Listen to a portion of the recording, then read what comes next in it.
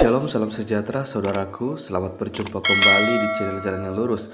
Saya selalu berharap dan berdoa kita semua tetap dalam keadaan baik, dalam keadaan sehat, dan pastinya tetap di dalam perlindungan Tuhan.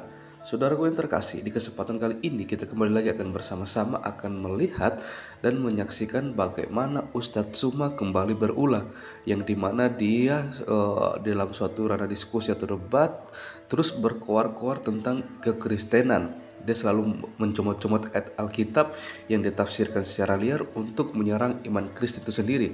Namun apa yang terjadi ketika seorang apologet Kristen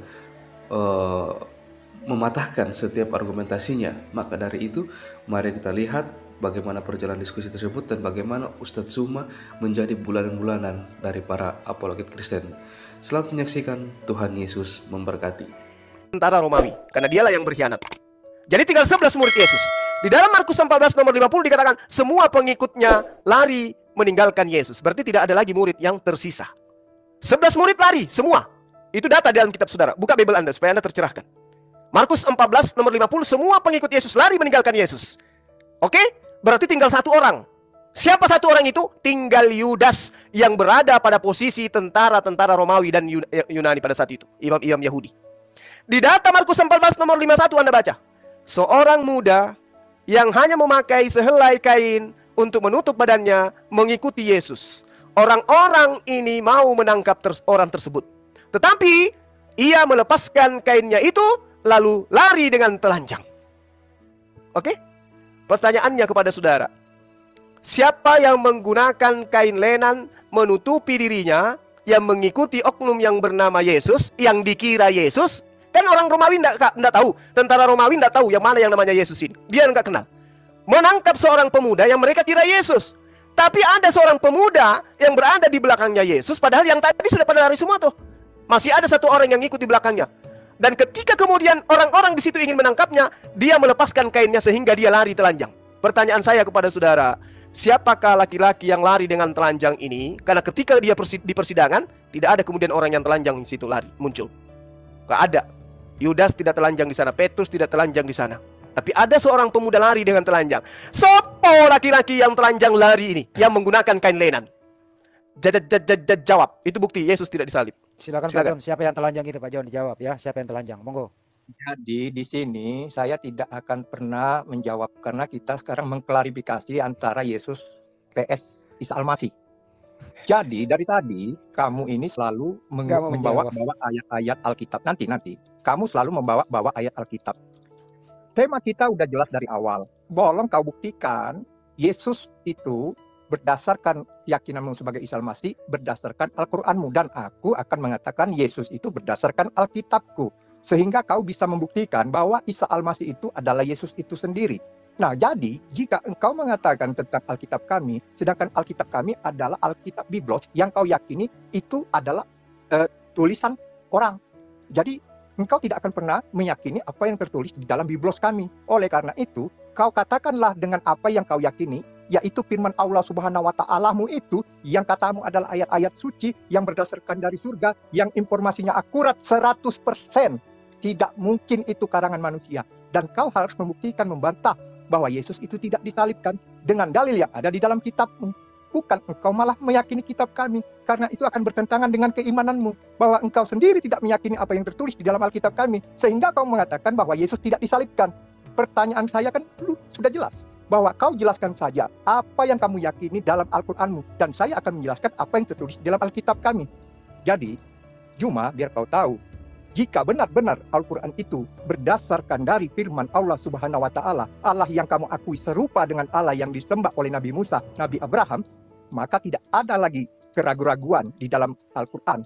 Tetapi ternyata Al-Quran mengatakan tentang siapa yang disalibkan ini, sehingga dia mengatakan adalah orang yang diserupakan.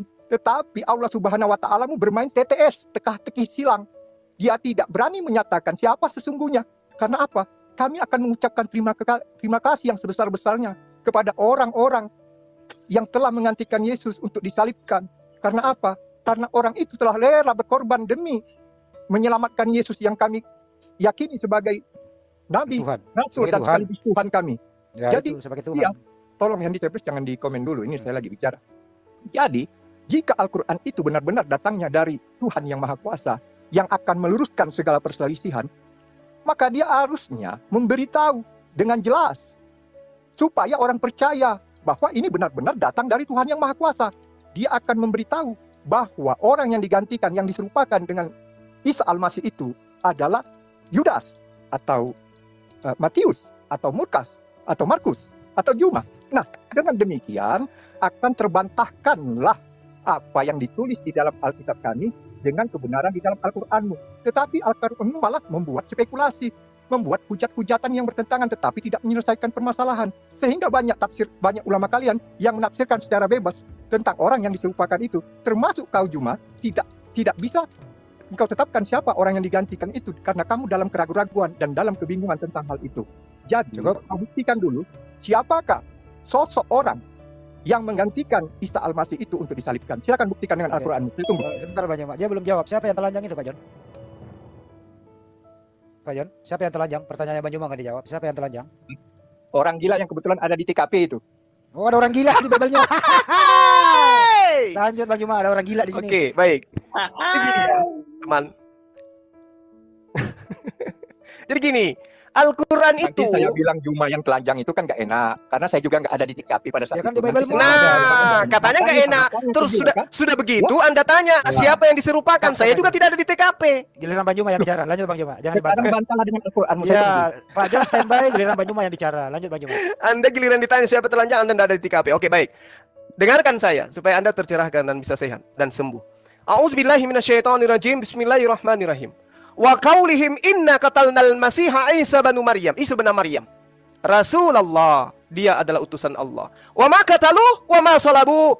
Ya, mereka mengatakan, sungguh kami telah membunuh Isa Al-Masih putra Maryam, anak laki-lakinya wanita, manusia bernama Maryam. Itu yang diterangkan oleh Al-Quran. Wa ma qatalu wa ma salabu, walakin syubbiha lahum. Padahal mereka tidak beriman kepadanya. Itu yang Anda harus pahami. Lalu apa kata Allah? Wa innal ladzina ikhtalafu fi lafi syakkim minhu. Mereka mengatakan telah membunuh, padahal mereka tidak membunuhnya, tidak pula menyalibnya. Ini yang diterangkan oleh Al-Quran. Ya, malahum bihi min ilmi illa tiba'az zunni. Itu diterangkan, tetapi diserupakan bagi mereka orang yang dibunuh itu dengan Nabi Isa alaihissalam. Jadi memang ada pembunuhan. Lalu Allah mengatakan, malahum bihi min ilmi illa tiba'az zunni.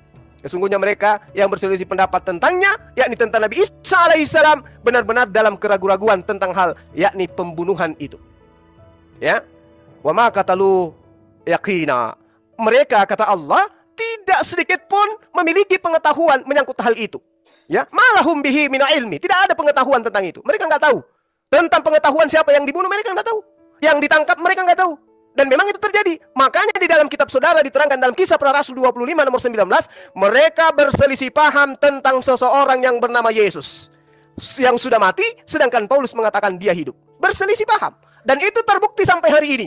Orang Yahudi sama orang Kristen tidak sepaham tentang yang namanya Yesus, tentang yang namanya Isa putra Maryam. Mereka ribut sampai kiamat. Berselisih paham. Al-Quran tidak pernah keliru dengan itu. Nah, ketika Al-Quran mengatakan, sesungguhnya kami telah membunuh Al-Masih, anak laki-lakinya wanita manusia bernama Maryam, kata Allah, mereka tidak membunuhnya. Mereka tidak menyalibnya. Siapa mereka? Mereka tentara Yahudi Romawi dan imam-imam Yahudi. Kalau Anda mau tahu siapa yang mereka salib, tanya kepada mereka.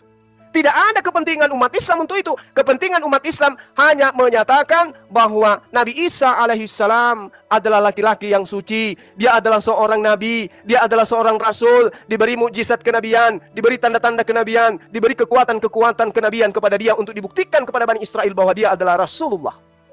Itu yang harus kami imani. Kami tidak beriman siapa yang diserupakan dengan dia. EGP itu bukan urusan kami. Itu urusan kalian. Kenapa? Karena di dalam kitab Anda, Kisah Para Rasul 25 nomor 19, Paulus berselisih paham tentang orang yang dinamai Yesus. Yahudi dan Kristen hari ini juga berselisih paham tentang orang yang bernama Yesus. Saya baru-baru ini tanya kepada Morebili. Morebili, siapa sih Yesus itu buat Anda? Apa yang dikatakan? Bagi praktisi Yudaism, praktisi Torah, Yesus itu hanya ibarat Hanuman. Coba. Begitu nista di depan orang Yahudi. Sementara menurut kejadiannya terjadinya di tengah-tengah orang Yahudi. Tapi apa yang dikatakan oleh mereka? Kami nggak tahu. Bagi kami mereka dia itu hanya Hanuman. Begitu juga pengikutnya. Kan pedis kalau ada bahasa kayak begitu. Nah, di dalam Al-Quran dikatakan begini. Isqalallahu ya Isa, Inni mutawaffika wa rafi'uka ilayya wa mutahhiruka minal ladina kafaru wa ja'ilul ladina tabauka fawqal ladina kafaru ila yaumil qiyamah. Itu yang diterangkan dalam Al-Quran. Wahai Isa, aku mengambilmu dan mengangkatmu kepadaku serta mensucikanmu dari orang-orang kafir. Jadi Isa alaihissalam itu disucikan dari orang-orang kafir. Dia diangkat sebagaimana yang dinubuatkan di dalam Mazmur 91. Yesus diangkat oleh malaikat, menatang tangannya, malaikat menata Yesus di atas tangannya supaya Yesus itu tidak mendapatkan celaka. Ini sesuai dengan Al-Quran. Sementara Kristen, wow, jauh dari ajaran Yesus itu sendiri. Nah, kembali kepada yang tadi sebelum Anda tanggapi ya, saya katakan kepada saudara bahwasanya ada sosok yang datang yang berlari di belakang oknum yang ditangkap. Dia menggunakan kain lenan. Catat, dia menggunakan kain lenan. Siapa yang menggunakan kain lenan sebelum dia ditangkap? Di dalam Yohanes 13 nomor 4. Lalu bangunlah Yesus dan menanggalkan jubahnya. Lalu kemudian ia mengambil sehelai kain lenan dan mengikatkannya di pinggangnya. Berarti yang lari melepaskan kain lenan yang ada di pinggangnya adalah silakan Anda jawab sendiri. Yesus. Jadi Anda mencoba-coba mencocok logikan dengan orang tersebut kepada Yesus, sehingga kalian akan membenarkan kitab cocok logik, kitab Al-Quranmu yang jelas-jelas itu hanyalah perkataan orang-orang. Mengapa saya katakan Al-Quran itu perkataan manusia? Karena terbukti Paulus dan orang-orang yang dijumpai Paulus setelah Yesus disalibkan dan naik ke surga itu berselisih, yang mengatakan bahwa Yesus itu mati, ada yang mengatakan Yesus itu hidup. Nah, kisah ini sampai juga ke tanah Arab. Nah, di tanah Arab ini juga orang ini mengabarkan berita tentang kematian Yesus ini antara percaya dan tidak percaya. Karena itulah dikatakan bahwa kisah kematian Yesus ini menjadi perbincangan viral. Karena ada sebagian meyakini bahwa yang disalibkan itu bukan Yesus. Dan sebagian lagi mengakui itu adalah Yesus. Nah, terbukti di dalam Al-Quran jelas bahwa yang disampaikan itu adalah berita informasi kesimpang siuran tentang Yesus itu sendiri. Bahwa dia tidak disalibkan. Ya, jelas itu. Karena apa? Karena kalau firman Allah, dia akan menyatakan yang sebenarnya. Dia akan mengatakan bahwa yang disalibkan itu adalah muridnya yang bernama Yudas. Nah, itu ketegasan Allah untuk meluruskan segala perselisihan yang terjadi di dunia ini. Jika Tuhanmu itu memang benar-benar tahu tentang hal itu, dia akan mengatakan, tetapi kau telah menjawab tadi, tentang orang itu kau pun tidak tahu. Al-Quranmu itu hanyalah informasi yang didapat dari keturunan Paulus yang bertentangan, yang sampai detik ini bingung dengan kisah sesungguhnya yang terjadi di Israel itu. Karena apa? Karena kisah itu mempunyai jarak 600 tahun, bro. 600 tahun. Makanya orang Arab itu harus bertanya kepada saksi-saksi yang ada di TKP. Jangan mendengarkan perkataan Muhammad, karena Muhammad itu mendapatkan informasi itu dari keturunan Paulus yang bertentang-tentangan tentang kejadian pada saat itu. Ada yang meyakini bahwa Yesus disalibkan, dan ada pula yang menentang Yesus disalibkan. Dan itu terbukti di dalam Al-Quranmu. Nah, seharusnya jika benar-benar Al-Quran itu datang dari Allah, maka dia akan mengatakan dengan benar, ketahuilah wahai manusia, bahwa yang disalibkan itu adalah orang yang aku serupakan dengan Isa Al-Masih, yaitu Yudas Iskariot. Maka demikian, itu adalah benar-benar firman Tuhan, tidak membuat spekulasi di antara umat manusia sehingga menjadi perselisihan dan menimbulkan tafsir yang berbeda-beda di antara kalian. Kalian sendiri pun lucunya menafsirkan dengan pandangan masing-masing. Nah, apalagi kalian yang ada di Indonesia ini, sedangkan yang di Arab sana saja pun bertentang-tentangan tentang hal itu. Paulus dan orang-orang yang ada di TKP yang ada pada zaman Paulus pun bertentang-tentangan. Harusnya kiblatnya jelas. Kita harus kembali kepada saksi-saksi yang melihat kejadian itu. Apa yang terjadi sesungguhnya.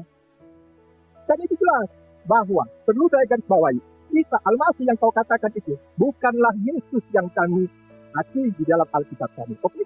Jadi jangan engkau memaksakan diri Jumati untuk mengatakan Yesus itu adalah Isa Al-Masih. Karena apa? Karena engkau tidak akan bisa membuktikan Yesus itu adalah Isa Al-Masih. John, sebelum ke Bang Yuma dijawab dulu, siapa yang lari telanjang, John? John, siapa yang lari telanjang, John? Tadi sudah saya jawab. Siapa? Ya kan? Saya sudah jawab. Saya bilang Juma. Loh, emang Juma ditulis di Bible-mu?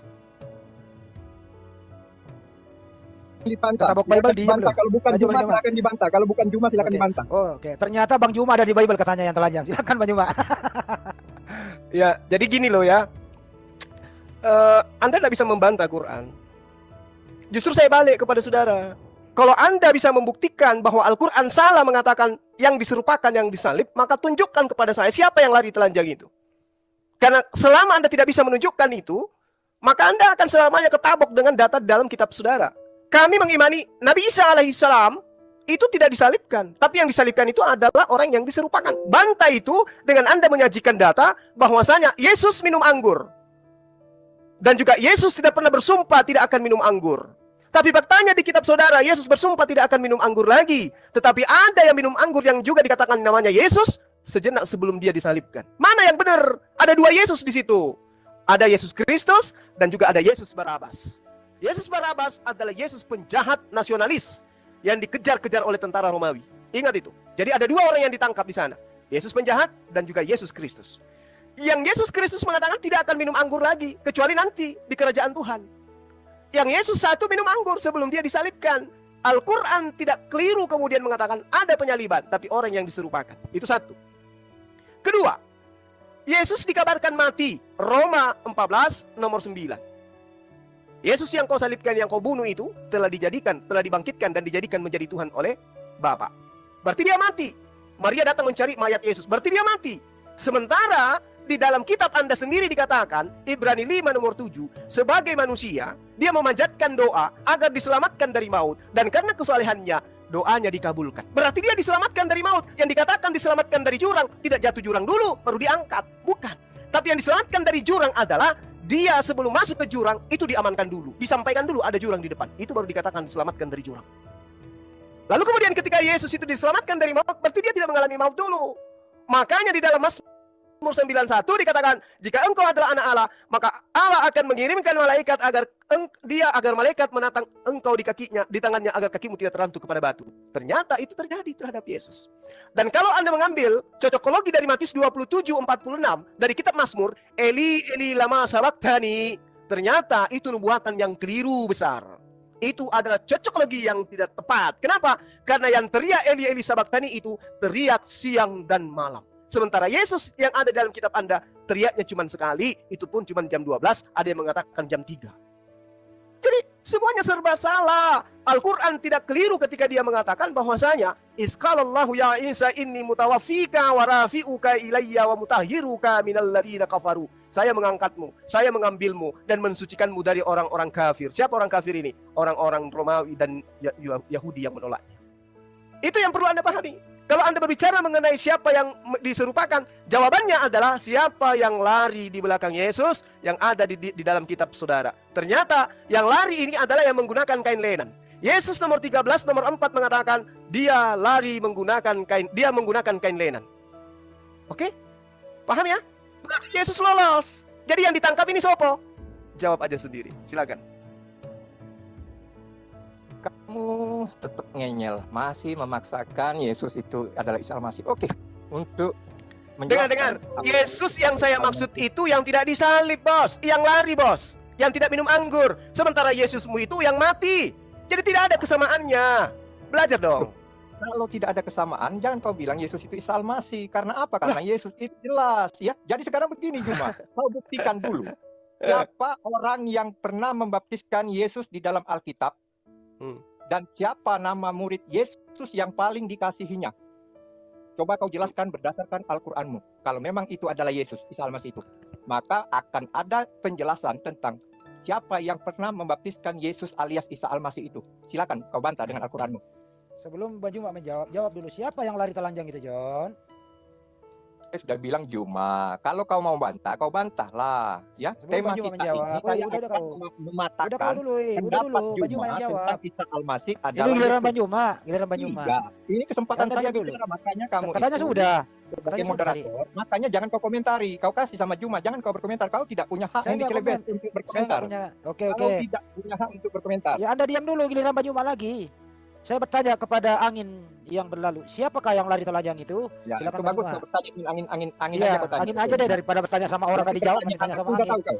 Diam tahu Bang Juma pertanyaan lagi. siapa? Woi, diam Bang Juma, silakan Bang Juma. Udah tahu apa yang saya tanyakan? Ya diam. Udah Bang tahu Juma belum? lagi. Udah diam. Bang Juma silakan. Iya.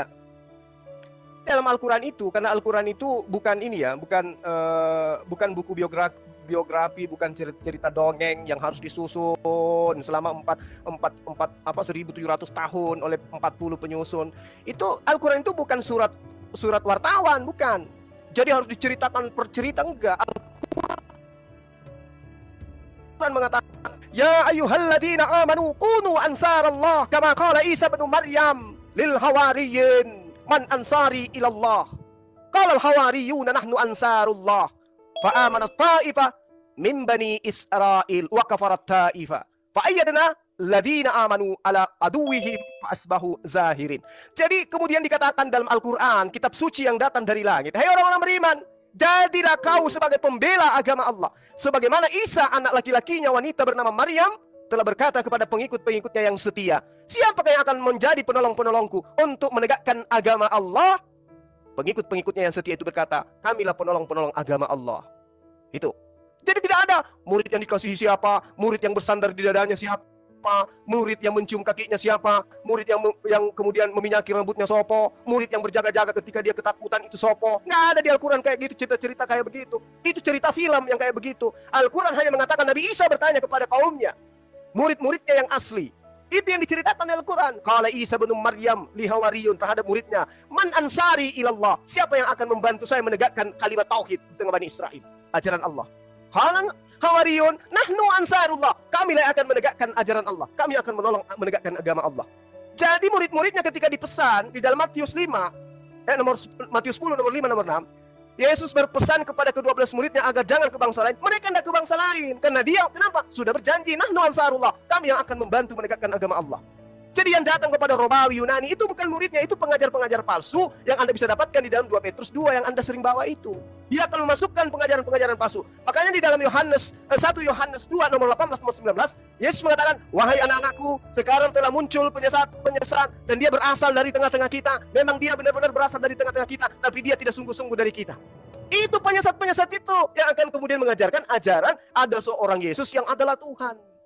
Kebetulan Anda membawa narasi dalam kitab Anda dengan menggunakan nama Yesus, maka saya katakan Yesus yang sama dengan Nabi yang adalah Nabi Isa alaihissalam adalah yang bebas dari penangkapan, adalah dia yang kemudian yang tidak minum anggur. Sedangkan Yesusmu adalah yang minum anggur, yang disalib, yang diberitakan bangkit hari ketiga, yang kemudian ditangkap setelah ada yang asli lari melepaskan kain lenan. Itu harus kau pahami tuh, pakai logika tapinya, jangan dengan iman. Silakan.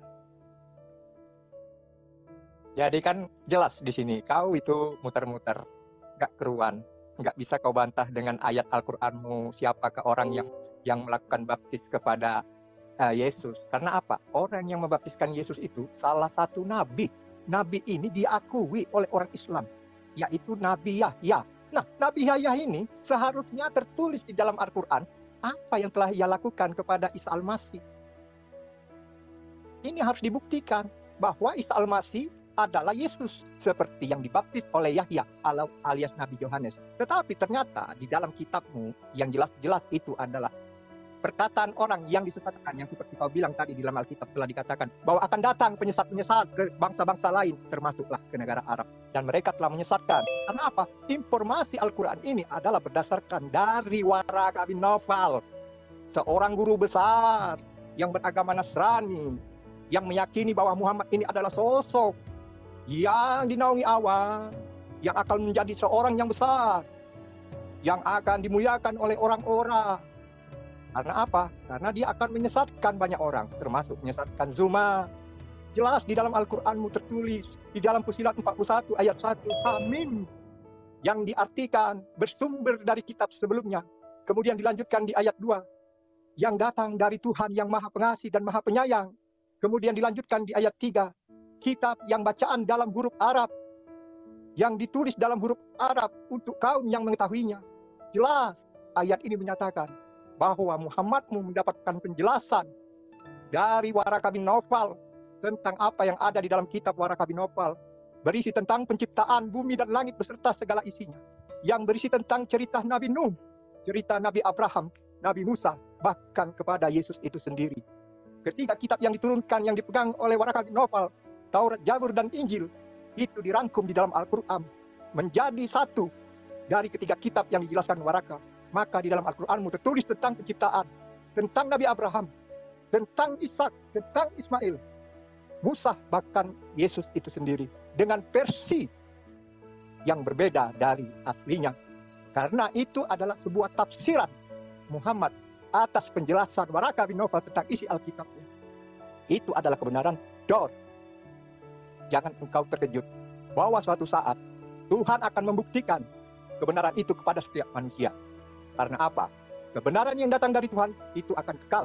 Tetapi perkataan-perkataan manusia akan selalu dihafalkan dan diingat. Karena apa? Hafalan itu adalah bukti untuk menjaga konsistensi ayat-ayat kalian. Sebab Tuhan tidak pernah menjaga dan memelihara ayat tersebut. Sehingga kalianlah yang menjaga ayat-ayat tersebut agar tidak punah.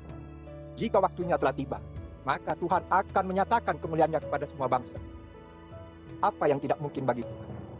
Oleh karena itu, engkau harus membuktikan bahwa Nabi Yahya pernah membaptis Isa Al-Masih seperti yang tertulis di dalam kitab sebelumnya. Jika Anda tidak bisa membuktikan Nabi Yahya membaptis Isa Al-Masih, maka jangan pernah engkau memaksakan Isa Al-Masih itu adalah Yesus. Sebab Isa Al-Masih Yesus itu adalah pernah dibaptis oleh Nabi Yohanes, yaitu Nabi Yahya di dalam keyakinanmu. Nah, sekarang kalau kau tidak pernah bisa menunjukkan kebenaran itu, aku menyarankan kepadamu, hendaklah engkau berhenti untuk menyamakan Isa Al-Masih adalah Yesus. Sebab engkau tidak bisa membuktikan bahwa Nabi Yahya pernah membaptis Isa Al-Masih. Cukup? Oke, cukup. Siapa yang lari telanjang, John? 4 kali gak dijawab. Silakan Bang Juma. Iya. Sekali lagi saya katakan kepada saudara, Al-Quran itu bukan kitab latah, ngambil kitabnya orang, seperti kitab lo. Al-Quran kalau sesuai dengan cerita-cerita yang kamu dongengkan barusan, di mana Anda menuduh Rasulullah belajar kepada Waraka, maka muncul di dalam risalah kenabiannya, poin per poin di mana dia belajar kepada Waraka. Pembenci Islam mana yang bisa memberikan literasi secara tertulis? Hayo, Rasulullah Muhammad SAW belajar ke Waraka tentang tauhid, tentang syahadat, tentang Taurat, tentang di mana itu diceritakan, wahai pendongeng, tuyul, tukang tahayul. Di mana? Gak ada itu Rasulullah pernah belajar. Al-Quran 30 juz diwahyukan selama kurang lebih 22 tahun. Kemudian hadis sebegitu banyak periwayatannya. Kapan dia duduk belajar di Waraka? Dia cuma datang bersama dengan Khadijah mempertanyakan tentang hal yang terjadi kepada dirinya. Apa yang dikatakan oleh Waraka? Apa yang dikatakan? Kudus, kudus, kudus. Itu yang dikatakan oleh Waraka. Itu adalah namus yang datang kepada Nabi Musa alaihissalam, kata Waraka. Loh, kok Anda larinya beliau belajar? Apa pula Nabi Yahya? Al-Quran hanya mengatakan begini. Ya Yahya, husil kitab bi quwwah wa atainahul hukma sabiyya. Itu yang diterangkan Al-Quran. Wahai Yahya, ambillah, pelajarilah kitab Taurat itu dengan sungguh-sungguh, dan kami berikan hikmat kepada Yahya selagi dia masih kanak-kanak. Lalu kemudian dikatakan oleh Allah, wahanana min ladunna wa zakat wa kana taqiyya, dan kami jadikan rasa sayang kepada sesama dari kami dan bersih dari dosa, dan dia pun seorang yang bertakwa. Ini berbicara tentang Yahya. Tapi tidak diceritakan kemudian Yahya membaptis. Apa pula baptis? Apaan baptis? Ya. Jadi baptiso itu pensucian, pembasuhan tangan, pencucian muka, pembasuhan kaki ketika ingin masuk ke dalam bait suci. Pentasbihan itu namanya, pentahiran itu namanya. Kami kenal dengan wudhu, dan kamu harus tahu bahwa orang yang dibaptis itu orang yang ditobatkan dari dosanya. Yesus berarti dibaptis berarti dia ditobatkan dari dosanya, gitu maksudnya. Dan ingat, sekali saya katakan padamu, catat baik-baik. Yesus tidak pernah membaptis seorang manusia pun.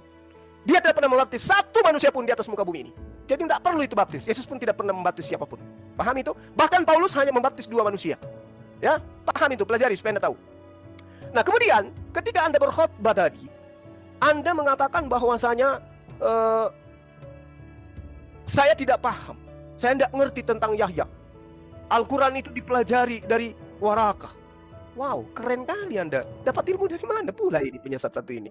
Ya, tidak ada cerita Rasulullah itu belajar ke Waraka. Tidak ada cerita. Bahkan Waraka mengatakan, sekiranya aku masih hidup pada saat engkau menerima namus, maka aku orang yang paling terdepan yang akan membelamu. Kenapa Waraka tahu itu? Karena dia ahli kitab. Tidak seperti kamu, ahli terjemah. Ahli terjemah. Terjemah pun Anda tidak tahu. Hanya comot-comot ayat yang mengukuhkan ajaran Helenisme aja yang Anda paham. Waraka itu ngerti Ibrani, ngerti Yunani, ngerti Ibrani, ngerti Arab, ngerti bahasa-bahasa agama Samawi. Oke?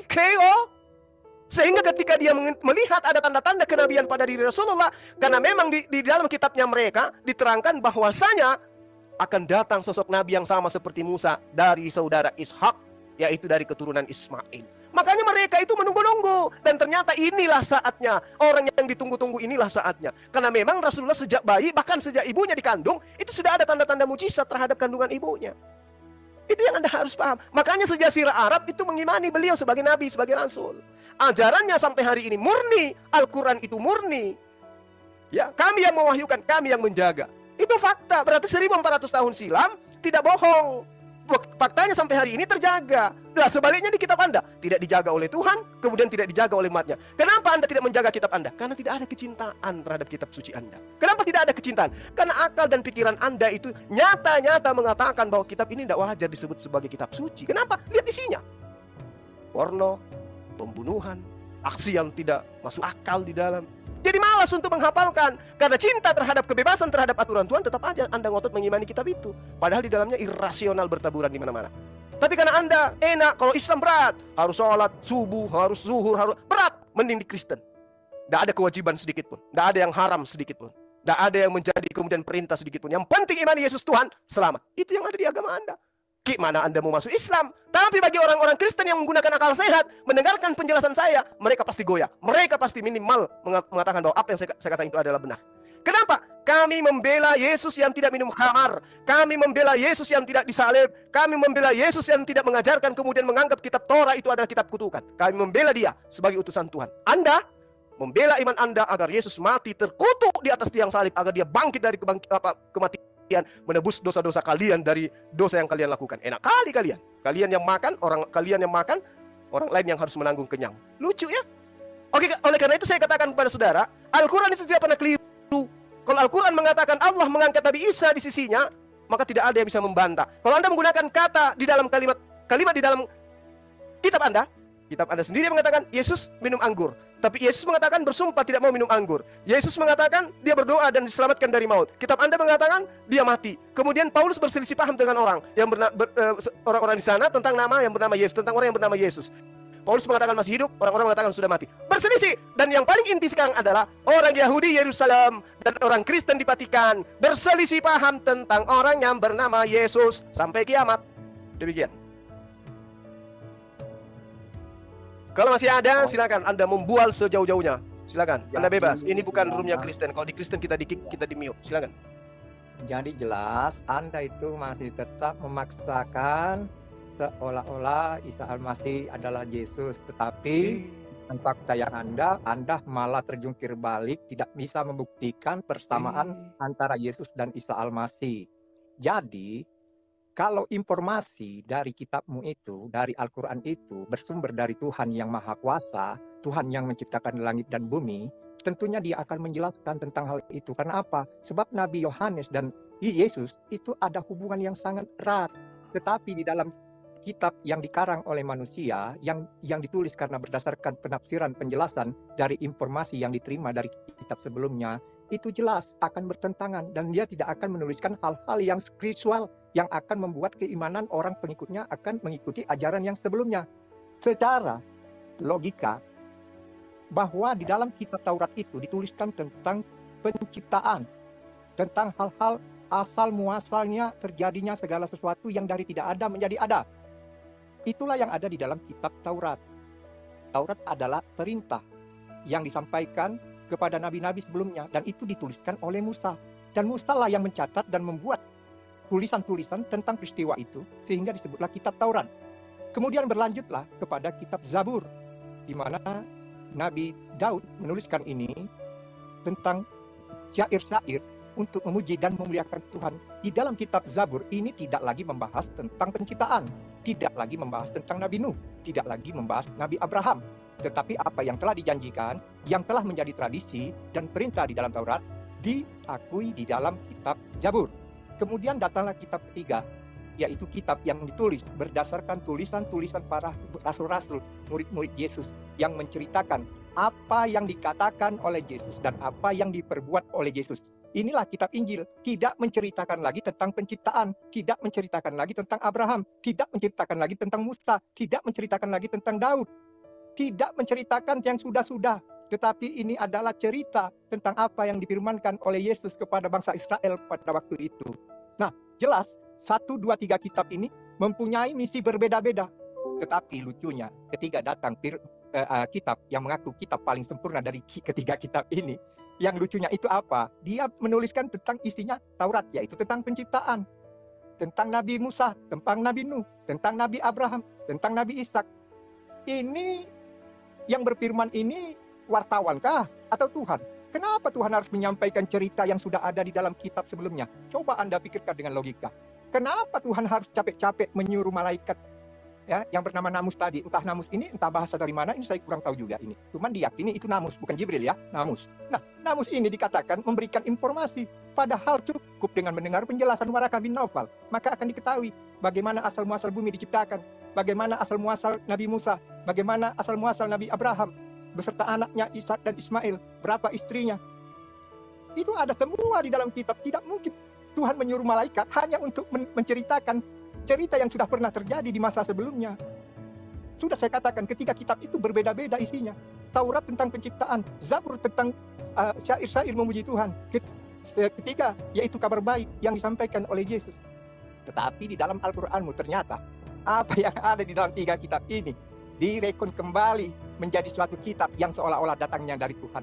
Capek Tuhan berfirman untuk orang Arab.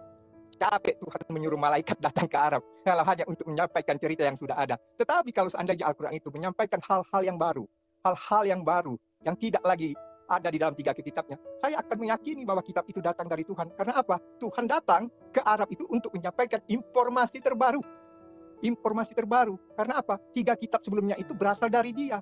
Jadi nggak perlu lagi dia menyampaikan cerita diulang-ulangi kayak sinetron, diulang lagi dari awal sampai ke Yesus. Kemudian sampailah kepada bangsa Arab, dipelintir ke kiri, dipelintir ke kanan, sehingga terjadi perselisihan dan perdebatan di antara semua bangsa.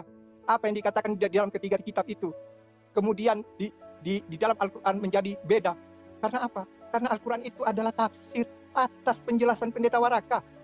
Makanya isinya bisa setipis itu. Karena apa? Karena dia mengambil saripati, mengambil intisari. Dia tidak bisa menceritakan kronologis kejadian yang sesungguhnya seperti yang ada di dalam kitab sebelumnya, berurutan mulai dari Adam, Hawa, Habil, Kain, Nuh, Abraham, Ishak, Ismail, Musa sampai kepada Yesus. Itu semua ada berurutan. Itu bukti bahwa apa yang dikatakan di dalam ketiga kitab itu benar-benar ada dan nyata, dan itu telah dibenarkan di dalam Al-Quran. Tetapi sebagian lagi adalah kesalah tafsiran Muhammad dalam menafsirkan apa yang dijelaskan Waraka, sehingga apa yang disampaikan di dalam ketiga kitab tersebut ternyata mempunyai perbedaan sedikit dengan apa yang ada di dalam 3 kitab tersebut.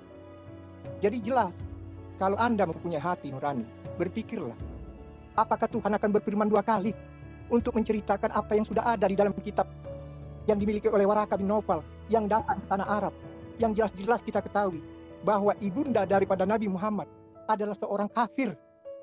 Maka jelas otomatis apa yang dikandung oleh ibunda Muhammad itu adalah kafir. Tetapi dia menemukan keyakinan dia menemukan hidayah pada saat umur 40.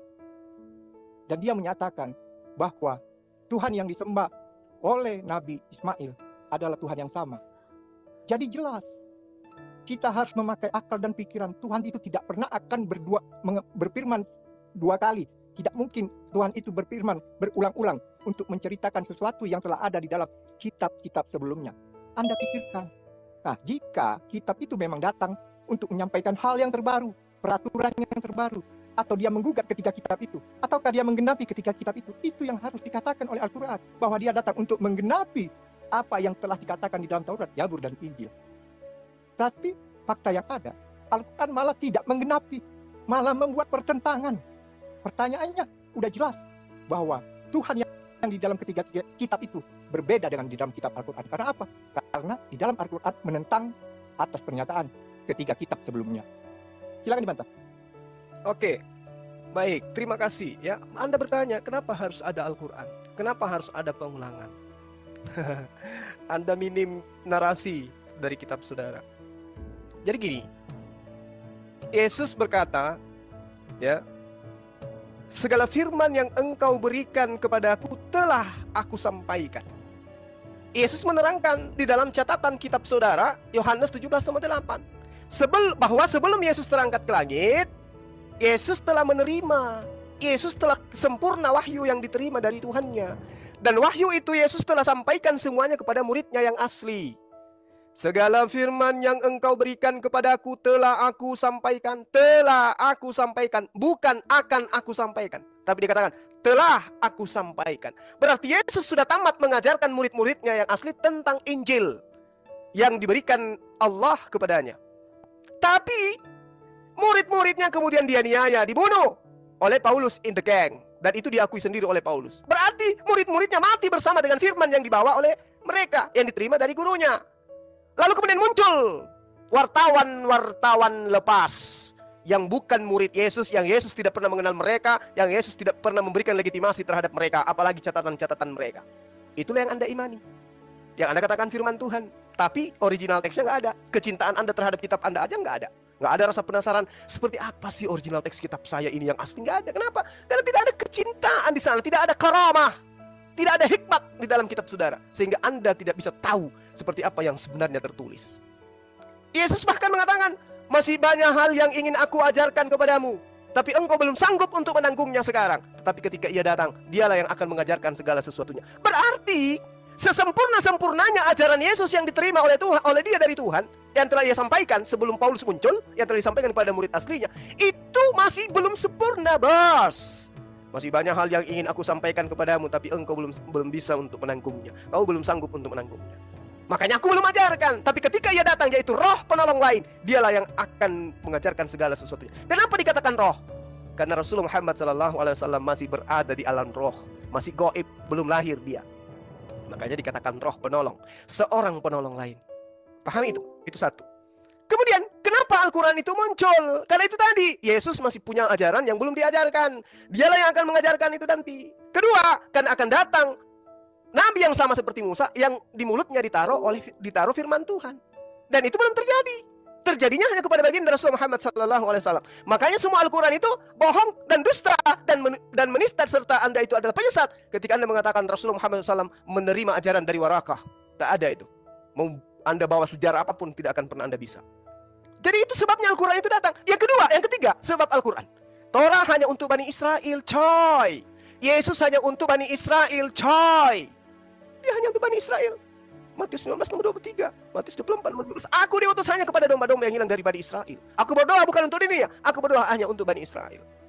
Hayo, Shema Israel, dengarlah wahai Israel.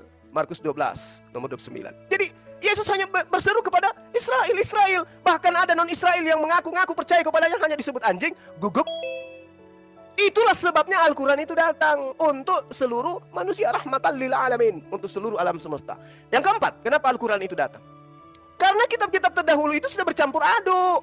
Yang tadi saya kasih analoginya, Yesus datang menerima semua firman. Sebelum dia terangkat, sebelum diceritakan kisah cerita dongeng mati bangkit dari ketiga, dia terlebih dahulu sudah mengajarkan itu. Semua firman yang diterima telah aku sampaikan, dan mereka yang menerima firman dari Yesus itu percaya kalau Yesus itu adalah Rasul Allah, Rasul utusan Allah, tidak Tuhan. Beda dengan pewarta-pewarta yang Anda imani sebagai Rasul, mengajarkan dia adalah Tuhan. Tapi Yesus mengatakan, segala firman yang engkau berikan kepadaku telah aku sampaikan kepada mereka, dan mereka percaya bahwa engkaulah yang mengutusku, engkaulah yang telah mengutus aku. Berarti aku ini apa? Aku ini utusan. Murid-murid aslinya Yesus percaya itu adalah Rasulullah. Murid-murid asli Yesus percaya bahwa Yesus itu adalah utusan Allah. Sementara kitab Anda mengajarkan Yesus itu adalah Tuhan itu sendiri. Konyol! Berbeda dengan pengajaran Yesus. Al-Quran mengatakan, wala talbisul haqqa bil batil wa taktumul haqqa wa antum ta'lamun. Wahai ahli kitab, ya, janganlah kau campur adukkan yang hak dengan yang batil. Jangan kau sembunyikan yang hak itu sedang engkau mengetahui. Itu yang perlu Anda pahami. Bahwa mereka mencampur adukkan. Mereka kemudian mengajarkan sesuatu yang bukan diajarkan oleh Tuhan. Ini yang tertulis dalam Al-Quran. Orang Yahudi, kata Allah, alladzina atainahumul kitaba ya'rifuna kama ya'rifuna abna'ahum wa inna fariqam minhum la yaktumuna al-haqqa wa hum ya'lamun. Pasti mereka menyembunyikan. Pasti mereka menyembunyikan. Innal ladzina yaktumuna ma anzalna minal bayyinati wal huda min ba'di ma bayyanahu lin-nasi fil kitab. Sesungguhnya orang-orang yang menyembunyikan apa yang telah kami wahyukan berupa keterangan yang jelas dan petunjuk setelah kami menerangkan kepada mereka di dalam Alkitab, mereka dilaknati oleh Allah. Mereka menyembunyikan. Alkitab itu mereka sembunyikan. Lalu mereka mengarang, lalu supaya dianggap itu Alkitab, sampulnya diganti dengan Alkitab padahal Biblos. Yang terakhir dari saya, supaya Anda banyak belajar. Kenapa harus ada Al-Quran? Nah, buka Bible Anda sekarang, saya ajarin. Buka karangan Markus, Yohanes 14 nomor 26. Buka. Di situ diterangkan, tetapi penghibur, yaitu roh. Kenapa dikatakan roh? Karena dia masih gaib. Yang akan diutus oleh Bapa dalam nama aku. Nih, diutus. Dialah yang akan mengajarkan segala sesuatu kepadamu. Oke? Jadi dia akan mengajarkan segala sesuatunya. Tidak berhenti sampai Yesus. Masih ada ajaran yang belum diajarkan. Dan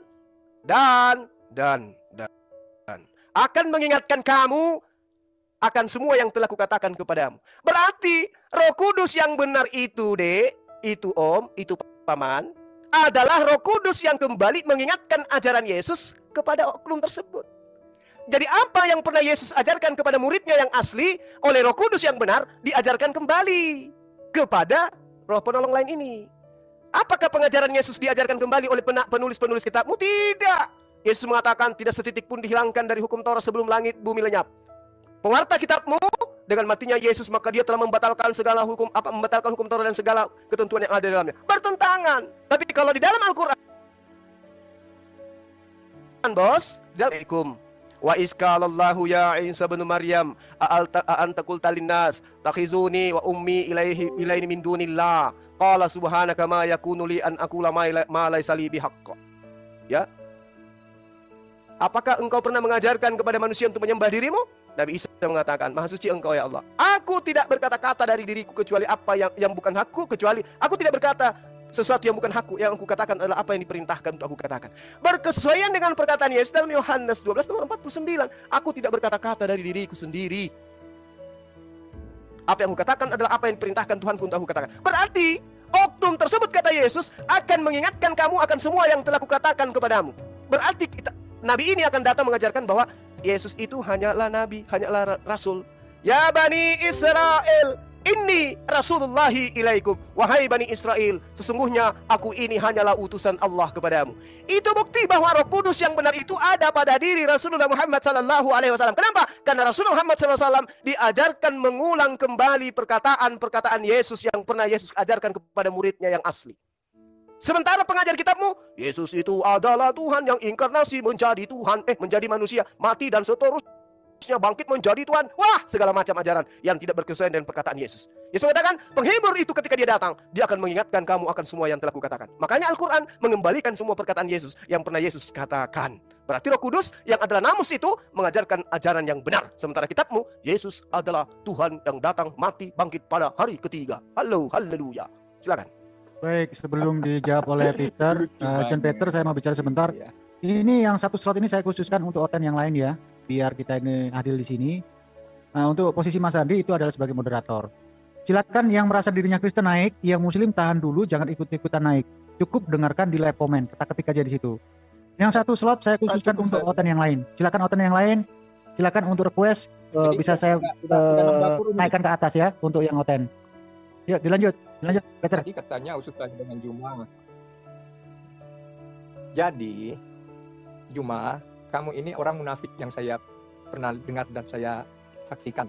Mengapa saya katakan Anda orang munafik? Karena Anda ini tidak meyakini kitab kami, tetapi Anda membawa ayat-ayat yang ada di dalam Biblos untuk membenarkan Muhammadmu. Jadi ini adalah ciri orang munafik. Di sisi lain orang munafik itu tidak mengakui. Kemudian di sisi lain dia akan memakai ayat-ayat yang tidak diyakininya untuk membenarkan keyakinannya. Nah, ini adalah ciri-ciri iblis. Yesus sudah mengatakan, berhati-hatilah, setelah aku akan datang nabi-nabi palsu yang akan menjual namanya, yang mengatakan seolah-olah datang dari aku. Siapa nabi yang mengaku nabi setelah itu? Coba dicek. Nggak ada yang mengaku nabi selain orang Arab yang bernama Muhammad. Jelas Taurat untuk Israel, Zabur untuk Israel, Injil untuk Israel. Lalu datanglah ke kitab yang terbaru yang mengatakan kitab yang datang dari Tuhan. Kitab yang berisi ayat-ayat yang sempurna, menyempurnakan ketiga kitab yang datang sebelumnya. Tapi isinya sangat bertentangan dengan apa yang terjadi di dalam kisah 3 kitab sebelumnya. Jadi, nggak usah pusing-pusing. Saya cuma hanya mengatakan bahwa janganlah engkau memaksakan diri cuma Isa Al-Masih itu bukan Yesus. Sampai kapanpun engkau tidak akan bisa membuktikan bahwa Isa Al-Masih adalah Yesus. Karena apa?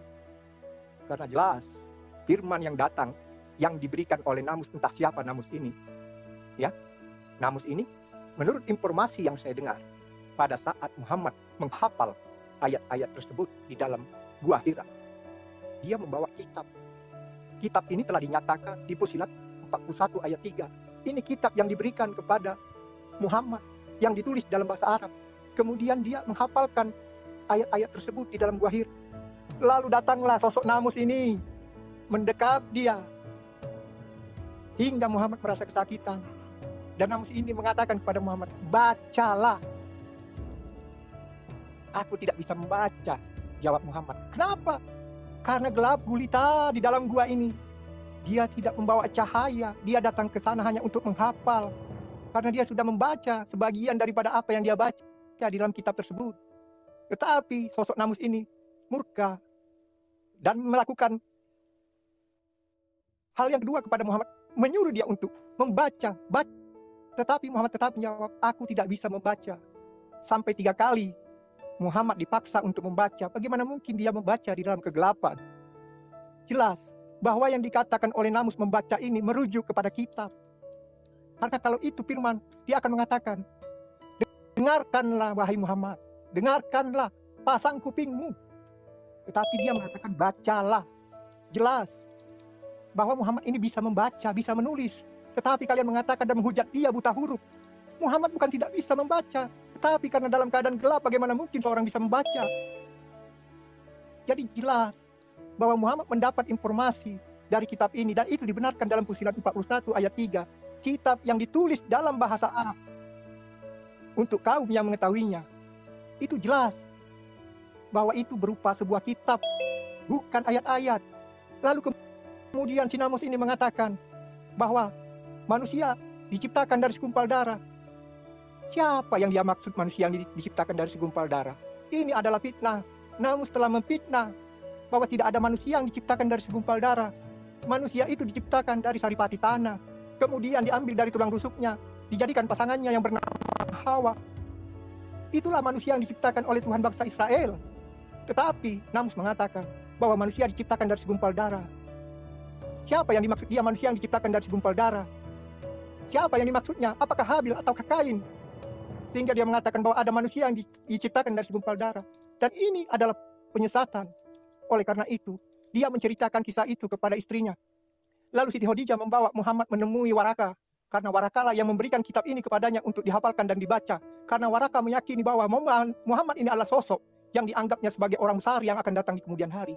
Oleh karena itu karena itu Waraka mengajarkan kepada Muhammad, memberikan penjelasan tentang isi kitab yang dimiliki Waraka, kitab yang berisi tentang Taurat, tentang Zabur, tentang Injil, yang disampaikan kepada Muhammad, yang dijelaskan dalam bahasa Arab. Karena Muhammad tidak mengerti bahasa yang dibawa di dalam Waraka, yaitu bahasa Hebreu, bahasa Yunani. Karena Namus ini adalah bahasa Yunani, Injil itu adalah bahasa Yunani.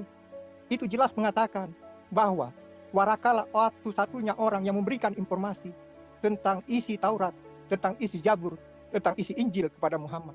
Jelas di dalam salah satu ayat di dalam Al-Quran mengatakan, dirahmatilah aku pada saat aku dilahirkan. Itu kata Isa Al-Masih. Pada saat aku dilahirkan, pada saat aku meninggal, dan pada saat aku dibangkitkan. Jelas ini menyatakan Isa Al-Masih ini pernah lahir, pernah meninggal, dan pernah dibangkitkan. Al-Quran menyatakan bahwa sesungguhnya ia pernah dilahirkan, pernah meninggal, dan pernah dibangkitkan. Itu fakta, itu realita, dan itu tidak bisa dipungkiri. Tetapi kalau Anda menafsirkan dengan hal-hal yang berbeda, itu adalah keyakinan Anda. Karena Tuhan Yesus telah mengatakan bahwa setelah dia akan datang roh penolong, Roh Kudus, bukan orang, roh. Ingat, yang akan datang itu roh, bukan orang. Karena akan ada datang setelah aku nabi-nabi palsu. Coba Anda lihat siapakah nabi setelah Yesus, setelah Nabi Yohanes, Nabi Yahya. Tidak ada yang mengaku nabi. Jika ada dia mengaku nabi, maka dia adalah nabi palsu. Tuhan telah mengatakan, orang yang telah dia tunjuk, orang yang dipilih dia untuk menyabarkan kabar gembira ini, dia tidak akan mati, dia tidak akan dipatuk ular, dia tidak akan mempan diracun, dan dia akan menyembuhkan segala orang sakit. Pertanyaannya, apakah Muhammad ini termasuk orang yang dimaksud? Apakah Muhammad pernah menyembuhkan orang sakit dengan tangannya? Tidak. Lalu ketika di ayat di dalam Alkitab mengatakan bahwa orang ini akan tidak mempan akan racun. Ternyata apa yang terjadi? Muhammad meninggal itu karena racun kayu bakar 3 tahun 4 tahun sebelumnya yang akhirnya merenggut nyawanya. Berarti Muhammad termasuk orang yang tidak dipilih karena dia tidak mempan terhadap racun. Dan Muhammad bukan orang yang dipilih karena tidak satu pun orang Arab yang terbukti disebutkan oleh kita tangannya. ganti formasinya aja ya biar penonton tidak ngantuk. Karena kalau dibiarkan begini ini sama aja dengan ceramah di gereja, penonton pada ngantuk, pada ketiduran semua ini. Jadi Untuk itu saya kita formatnya langsung TikTok aja Mas Juma, Ya. biar kita mempersingkat waktu aja. Ya, TikTok dulu. Itu aja lah. Kalau kayak begini Oke. kan ceramah Saya jadi moderator. ngantuk jadinya.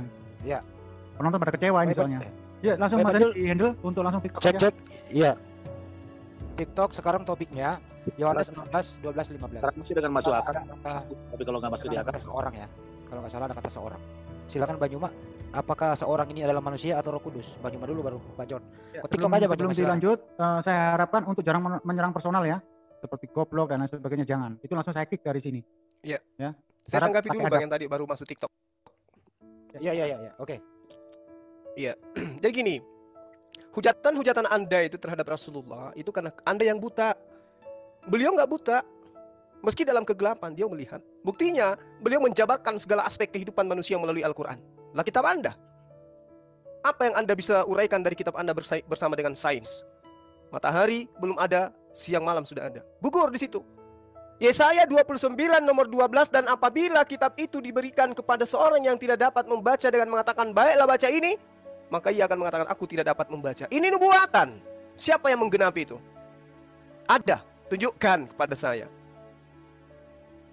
Tak akan pernah Anda sanggup untuk mengatakan itu. Kenapa dikatakan kitab? Karena kelak wahyu yang datang itu akan berupa kitab.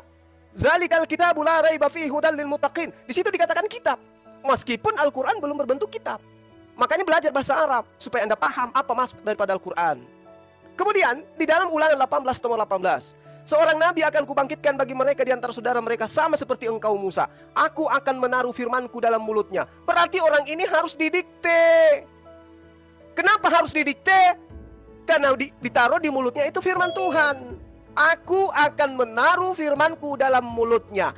Jadi apa yang ada dari mulutku berpindah ke mulutnya. Kalau saya mengatakan A, maka mulutnya harus mengatakan A. Kalau saya mengatakan B, maka mulutnya harus mengatakan B. Makanya diperintahkan ikra, baca. Apa yang harus aku baca? Ya katakan ikra, ikutin bacaan itu. Makanya diikutin ikra. Bismi rabbikal ladzi khalaq. Dia mengikuti bismi rabbikal ladzi khalaq. Kenapa harus begitu? Karena aku menaruh firmanku di dalam mulutnya. Yang keluar dari mulut Lukas itu firman dari mana? Firman dari mana? Firman dari tetangga. Yang dituliskan Paulus itu firman dari mana? Firman dari penjara, dari padang gurun. Aku akan menaruh firmanku dalam mulutnya. Makanya apa yang ada di dalam Al-Quran tidak ada yang bisa membuktikan bahwa itu bukan kalam Allah. Kecuali orang buta yang bisa mengatakan itu. Orang yang tidak bisa membaca Al-Quran yang mengatakan Al-Quran itu bukan firman Tuhan. Percaya sama saya, pasti itu betul. Nah, kemudian ketika saudara mengatakan bahwasanya yang datang itu adalah namus dan namus itu saya tidak tahu.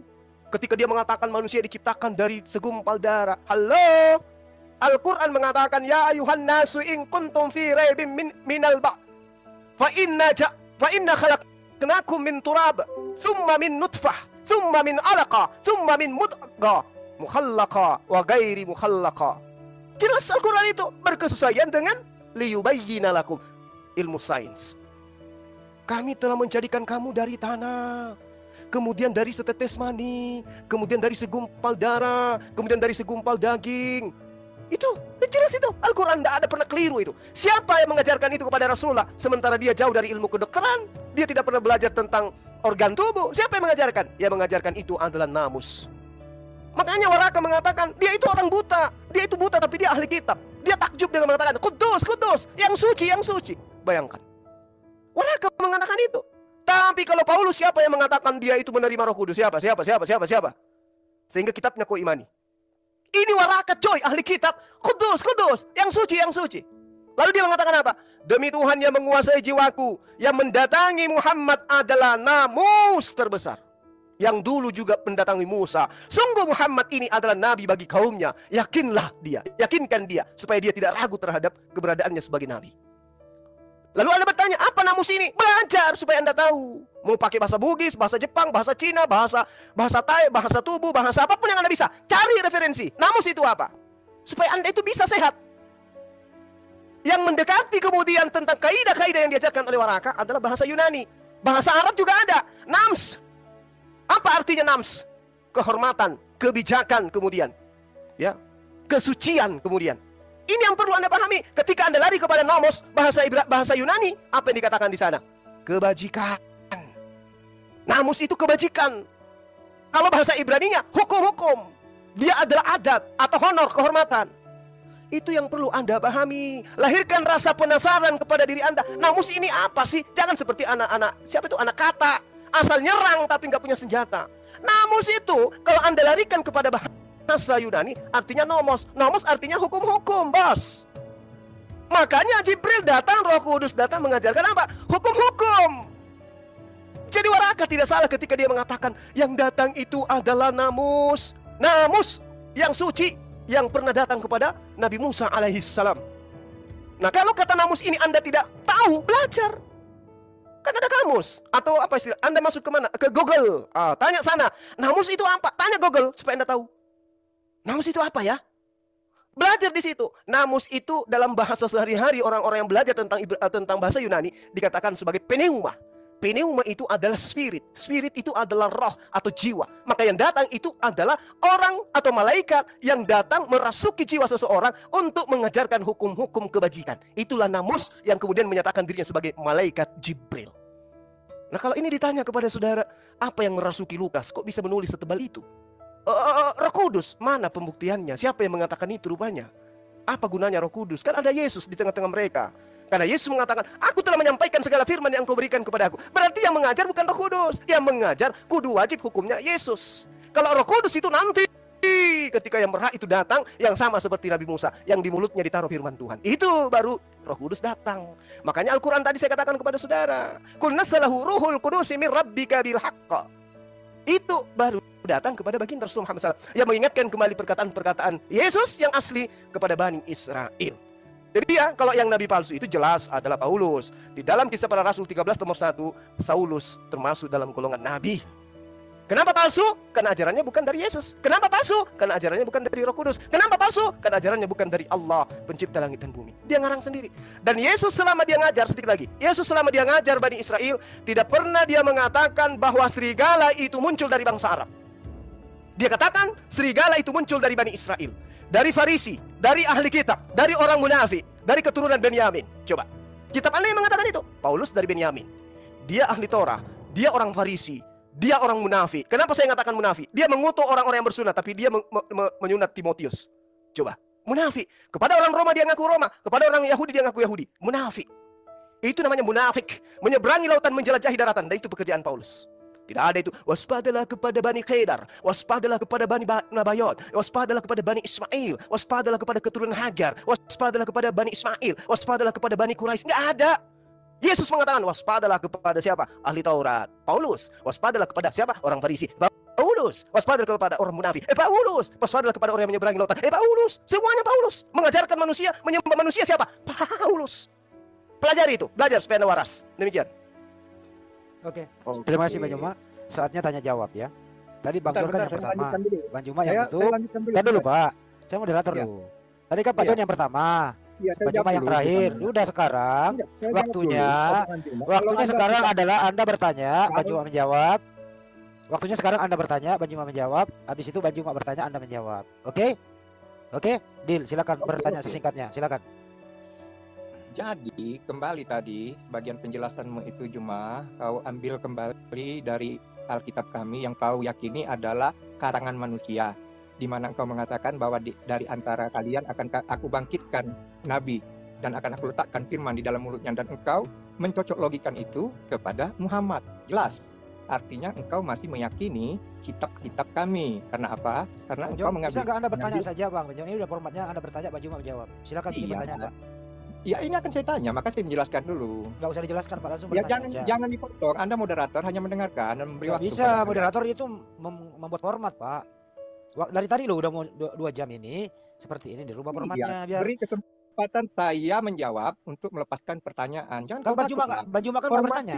Jangan kau patahkan di sini. Ini membuktikan kalian ketakutan sehingga kalian membatasi. Ngapain kita takut sama penimba manusia, Pak? Bapak mau diatur nggak sih, Pak Jon? Pak Jon mau diatur, Pak? Kamu nggak ketakutan. Pak Jon mau diatur apa tidak, Pak? Pak Jon mau diatur apa tidak, Pak? Ya saya mau. Ya udah kalau mau Disuruh diatur bertanya silakan. lo itu. Waktunya bertanya, Pak. Giliran Anda bertanya, silakan. Habis itu Bang Juma bertanya. Silakan, Pak. Bertanya. Silakan. Ya kau mute lah biar aku ngomong. Karena setiap aku ngomong kau selalu memotong-motong. Jadi mute kan. Kalau nggak bisa diatur TikTok aja TikTok. Iya, sekarang giliran Anda bertanya. Iya, mute kan lah biar saya bertanya. Mute kan lah dulu. Bagaimana menyebutkan gimana sih ini orang bahasa Indonesia nggak jelas? Moderator beliau, John. Iya, mute kan lah, kasih kesempatan saya ngomong biar jelas gitu. Nanti kalau saya Moderator lo ini yang nyusun jalannya debat kita lo, masa Anda bantah? Oke, kalau kau membuat tema baru, Bukan tema baru, Pak. Takutan dia ditanya ini Bang Andi kayaknya. Di akhir sesi ini tanya jawab, Pak. Yang singkat. Ini sesi Silakan Bapak buat pertanyaan, Bang Juma menjawab. Habis Bang Juma menjawab, boleh Bapak sanggah. Habis itu Bang Juma kembali bertanya, Anda menjawab, Bang Juma menyanggah. Gitu loh, Pak. Jadi yang saya silakan. tanyakan, Ya, silakan. yang saya tanyakan adalah siapa saksi yang melihat Muhammad bicara dengan Jibril? Oke. Itu aja pertanyaannya, Pak. Baca dulu. Yang Oke, baik. Oke, silakan. Dijawab Bang Juma. Iya, baik. Yang menjadi saksi ketika malaikat Jibril itu datang kepada baginda Rasulullah Muhammad SAW adalah Allah Subhanahu wa taala. Karena Yesus mengatakan di dalam Yohanes 8 nomor 17 nomor 18 19, ada 2 saksi sah. Yaitu aku dan juga Bapakku yang ada di surga. Ini juga berlaku. Nah, ketika Anda mengatakan, kenapa Anda mengambil kitab kami? Katanya kitab kami itu sudah bercampur, sudah dikeliru. Al-Quran mengatakan bahwa orang-orang terdahulu itu mencampur adukan. Tidak memalsukan dalam arti kata ada yang asli kemudian difotokopi, fotokopi ini adalah palsu. Tidak begitu. Dicampur adukan antara ajaran Tuhan dan ajaran orang-orang yang menginginkan apa yang terjadi terhadap pembaca kitabnya. Ini Al-Quran yang mengatakan, wala talbisul haqqa bil batil wa taktumul haqqa wa antum ta'lamun. Mencampur adukkan kemudian. Dan ini memang begitu adanya. Ya, memang begitu adanya. Terbukti ajaran Yesus itu bercampur aduk di dalam kitab saudara. Bercampur aduk.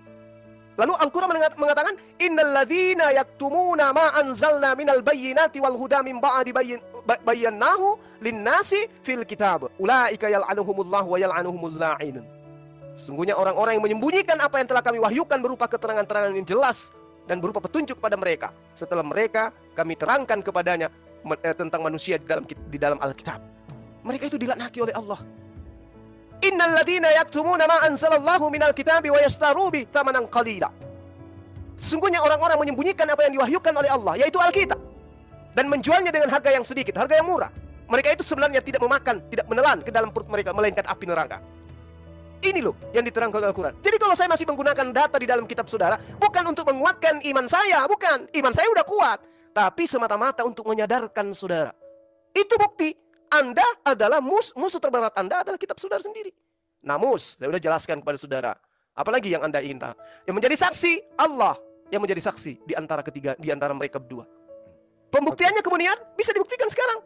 Kalau Al-Quran itu salah karena tidak dibuktikan oleh manusia ketika datang ke dalam gua Hira, Anda ada orang ngintip di situ, nggak ada yang menyaksikan, maka lihat apa yang ditorehkan oleh Al-Quranul Karim. Satu aja yang sederhana aja. Mereka orang Yahudi mencampur adukan kebenaran. Mereka orang Yahudi mencampur adukan kebenaran. Mereka menyembunyikan kebenaran. Nah sekarang, apakah kitab Anda yang asli ada? Anda bisa tunjukkan atau disembunyikan? Kalau Anda mengatakan, ada di museum ini, ada museum, nah ada itu bos. Disembunyikan. Sebagaimana Al-Quran terangkan. Innal ladzina yaktumuna ma anzalna bayyinati wal huda min ba'di ma bayyannah linnas. Itu disembunyikan. Demikian. Silakan Pak Jon, boleh Anda membantah sekali. Habis Anda mengkanter ini, Bang Juma yang bertanya. Silakan. Jadi udah jelas ya. Perkataan Juma, tidak ada orang yang bisa dijadikan saksi tentang Jibril ini datang kepada Muhammad. Tidak ada orang yang menjadi saksi.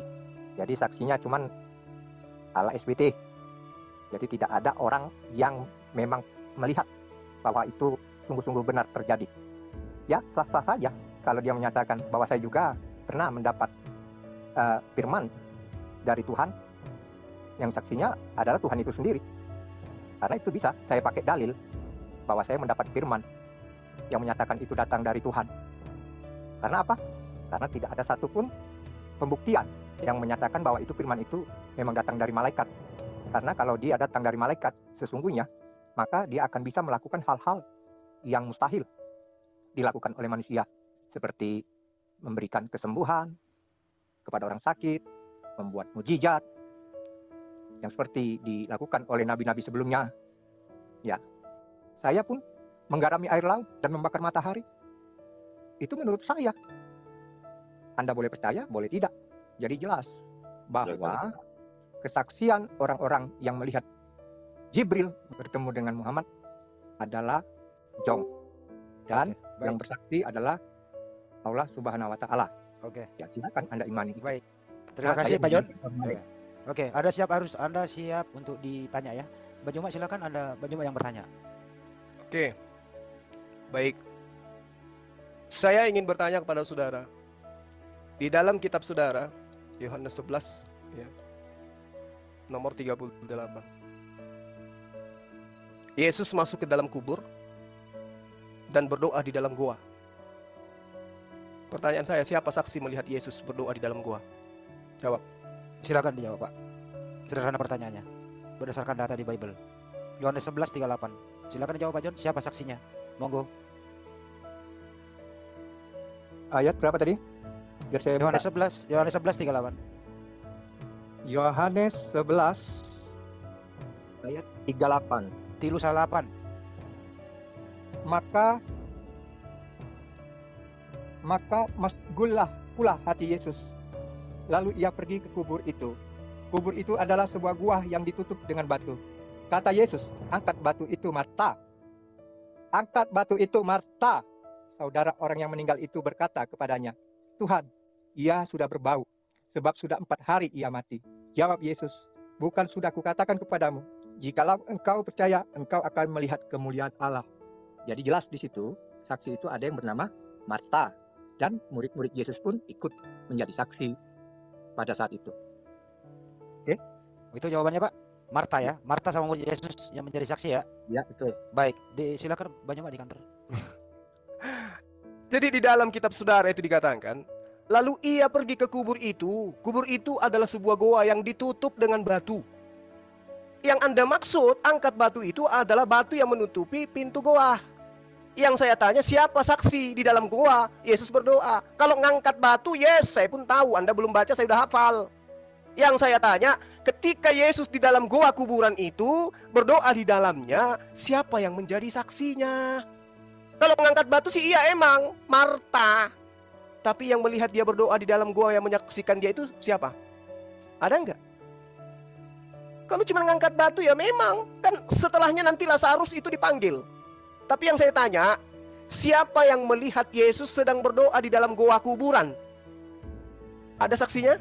Yang dikatakan saksi itu bos, dia mengatakan, aku melihat Yesus di dalam gua berdoa. Dan gua itu adalah kuburan. Mana pernyataan itu? Mana pernyataan saksi? Gak ada kan? Ini cuma perintah untuk angkat batu. Batu yang menghalangi kubur goa. Setelah batunya kemudian terbuka, Yesus masuk ke dalam goa itu. Siapa saksinya melihat dia berdoa di dalam? Mana tahu dia cuma tidur-tiduran sambil berokok, bikin kopi. Siapa yang lihat? Hayo. Dan siapa yang tahu bahwa yang datang menerima doanya itu adalah malaikat atau Tuhan? Siapa saksinya? Ada. Mana tahu yang datang itu yang giginya keluar, kupingnya panjang sampai di tanah. Mana kita tahu? Begitulah narasi yang kalian bangun terhadap Rasulullah dan gua Hira. Ingat, Yesus di dalam Yohanes 8 nomor 18, 19 dan seterusnya, dia mengatakan, bukankah di dalam kitab Tauratmu dikatakan bahwa 2 saksi itu sudah sah, dan aku bersaksi tentang diriku, dan yang kedua adalah Bapakku juga bersaksi tentang diriku. 2, berarti dia cuma dengan Bapaknya berdua saksi. Nah loh, Rasulullah 3, malaikat Jibril, Rasulullah, dan juga Allah. Yesus berdua saja, nggak ada yang lain. Lebih parah. Dan siapa saksi ketika dia masuk dalam goa? Anda tidak akan mampu menjawabnya. Silakan Bang Handi. Jadi oke, baik. Jadi pertanyaan Bang Juma itu, siapa saksi di dalam goa? Jawabannya Pak Peter, saksi di luar goa. Jadi nggak nyambung Pak Enggak, pertanyaannya ini. kita bacakan. Oke, Ya. pertanyaan tadi biar saya bacakan biar jelas ya. Pemirsa netizen supaya tahu dan cerdas, jangan suka dibodoh-bodohin ya. Yohanes 11 ayat 38, demikianlah yang tertulis. Maka masyullah pula hati Yesus lalu ia pergi ke kubur itu. Kubur itu adalah sebuah gua yang ditutup dengan batu. Kata Yesus, angkat batu itu Marta. Saudara orang yang meninggal itu berkata kepadanya, Tuhan, ya Tuhan, ia sudah berbau sebab sudah 40 hari ia mati. Jawab Yesus, bukankah sudah kukatakan kepadamu, jikalau engkau percaya engkau akan melihat kemuliaan Allah. Maka mereka mengangkat batu itu. Lalu Yesus menengadah ke atas dan berkata, Bapa, aku mengucap syukur kepadamu karena engkau telah mendengarkan aku. Aku tahu bahwa engkau selalu mendengarkan aku. Tetapi oleh karena orang banyak yang berdiri di sini mengelilingi aku mengatakannya, supaya mereka percaya bahwa engkaulah yang telah mengutus aku. Dan sesudah itu berkata demikian, berserulah ia dengan suara keras, Lazarus, marilah keluar. Orang yang telah mati itu datang keluar. Kaki dan tangannya masih terikat dengan kain kafan, dan mukanya tertutup dengan kain peluh. Kata Yesus kepada mereka, Anda tahu siapa mereka? Mereka adalah murid-murid Yesus dan saudara daripada orang mati itu. Bukalah kain-kain itu dan biarkanlah ia pergi. Jadi jelas bahwa dia telah menunjukkan mukjizat di hadapan orang banyak, kepada mereka murid-muridnya, kepada mereka saudara daripada orang yang mati yang bernama Lazarus itu. Inilah kenyataan cuma yang tidak bisa dipungkiri. Sungguh menyedihkan. Pak John, saksinya orang apa mayat Pak? Apa saksinya Pak John di dalam itu? Orang apa mayat atau roh? Yang saksi itu adalah mereka yang telah mengangkat batu, yang telah membuka kain-kain penutup pada Lazarus. Waktu Yesus berdoa Pak, waktu Yesus berdoa itu saksinya mayat atau roh atau manusia Pak? Oke, ini baca biar kau dengar, biar jangan lagi kau bertanya. Ya. Maka mereka mengangkat batu itu. Maka mereka, bukan mayat ya, yang mereka mengangkat batu itu murid Yesus dan keluarga si Lazarus. Lalu Yesus Ya, silakan Pak Juma di kantor. Lalu Yesus menengadah ke atas dan berkata, Bapa, aku mengucap syukur kepadamu karena engkau telah memperdengarkan aku. Aku tahu bahwa engkau selalu mendengarkan aku. Tetapi oleh karena orang banyak yang berdiri di sini mengelilingi aku. Jelas pada saat dia berdoa itu, ternyata orang banyak mengelilingi Yesus. Menjadi saksi bahwa dia benar-benar membangunkan Lazarus dari kematian setelah 40 hari. Jadi jelas Juma, saksinya adalah orang banyak, termasuk keluarga Lazarus. Oke, baik Bang Juma silakan. Ya, baik. Jadi di dalam Al-Quran juga diterangkan Nabi Isa alaihissalam itu membangkitkan orang mati. Itu nggak masalah. Yang Anda pertanyakan tadi kan saksi, ya kan? Di sini tidak ditentukan, tidak disebutkan siapa namanya saksi itu, ya kan? Siapa yang melihat saksi-saksi ini tidak disebutkan. Anda hanya mengatakan banyak orang, kan begitu. Lalu kemudian ketika Anda mengatakan ini Anda mengatakan ini adalah data yang keliru terhadap saya. Karena ada banyak saksi yang mengatakan melihat Yesus itu memerintahkan Lazarus bangkit dari kubur. Lalu bagaimana dengan yang mengatakan dirinya dia mundur ke tempat-tempat yang sunyi dan berdoa? Pertanyaan yang sama. Siapa yang melihat Yesus di tempat-tempat sunyi? Siapa saksinya? Ada saksi melihat Yesus? Karena di situ diterangkan dia menyendiri ke tempat yang sunyi dan berdoa. Siapa saksi ketika Yesus ini berdoa di tempat-tempat yang sunyi? Ini pertanyaan lain lagi nih. Enggak, ini berbicara mengenai saksi. Mengenai saksi. Kau dengar nggak aku ngomong tadi itu disebut Marta, salah satu nama. Jadi biar bukan lagi orang banyak ya. Nah, saksi itu salah satunya Marta. Marta itu saudara Lazarus. Jadi jangan kau lagi bingung ya, itu Marta. Kemudian siapa saksi Yesus berdoa? Itu bukannya saksi itu malaikat nulis nih di dalam Yohanes, di dalam Lukas, di dalam Matius. Yang menulis itu murid-murid Yesus sendiri. Kan dia punya murid. Kemana dia pergi diikuti? Bukan penulis kitanya Pak, saksi Pak. Iya, saksi itu ialah ya mereka yang menulis tentang apa yang dikatakan itu. Itulah saksi. Karena ini tulisan kitab Biblos ini tulisan murid Yesus, bukan tulisan malaikat Jibril.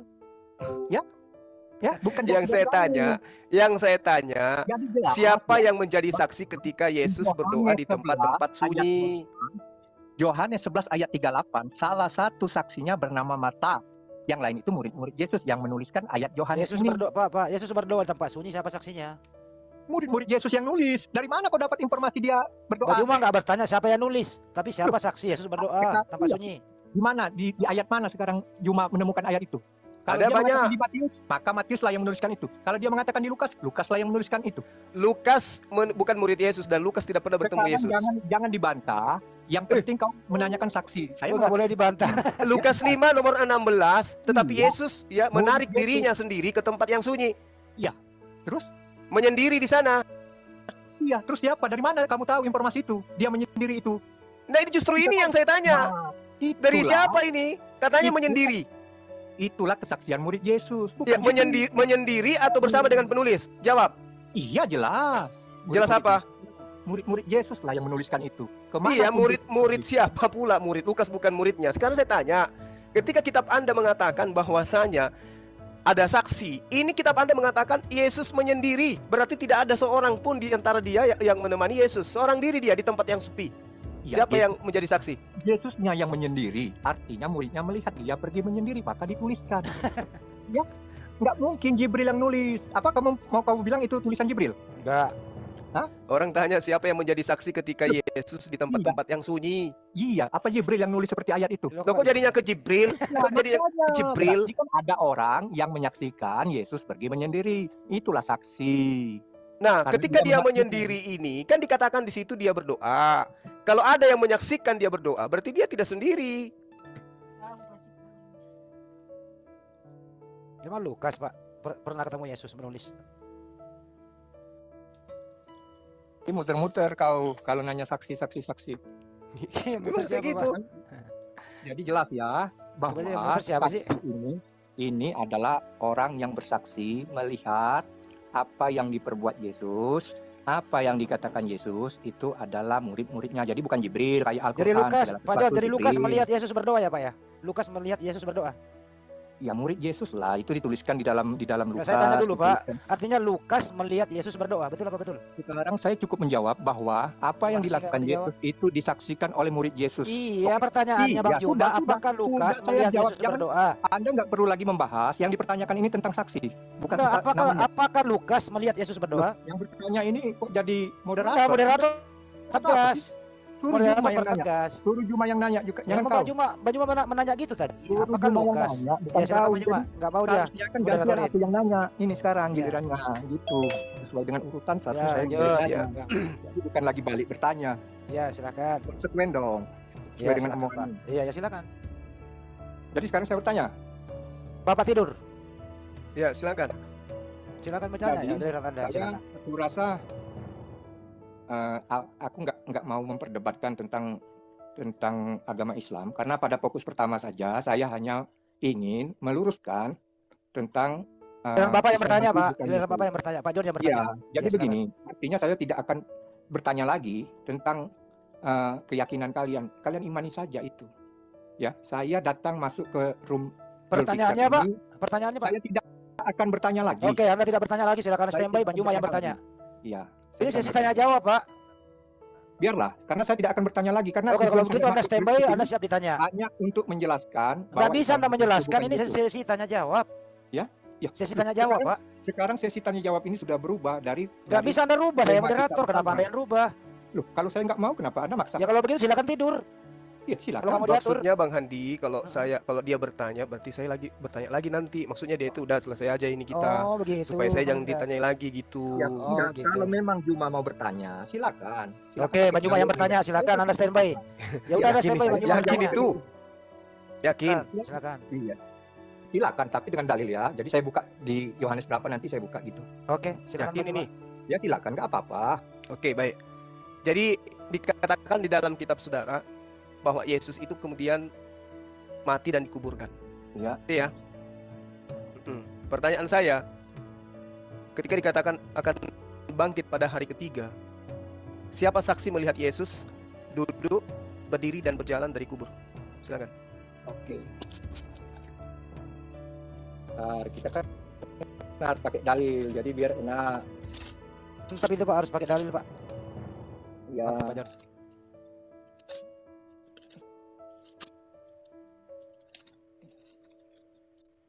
Siapa saksi yang melihat Yesus berjalan ya Bang Juma ya tadi ya?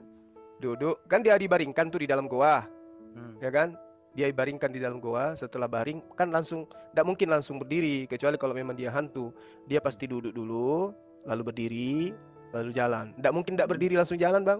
Kenapa nggak ditanya aja sekalian siapa saksi yang memberi baju kepada Yesus waktu dalam kubur?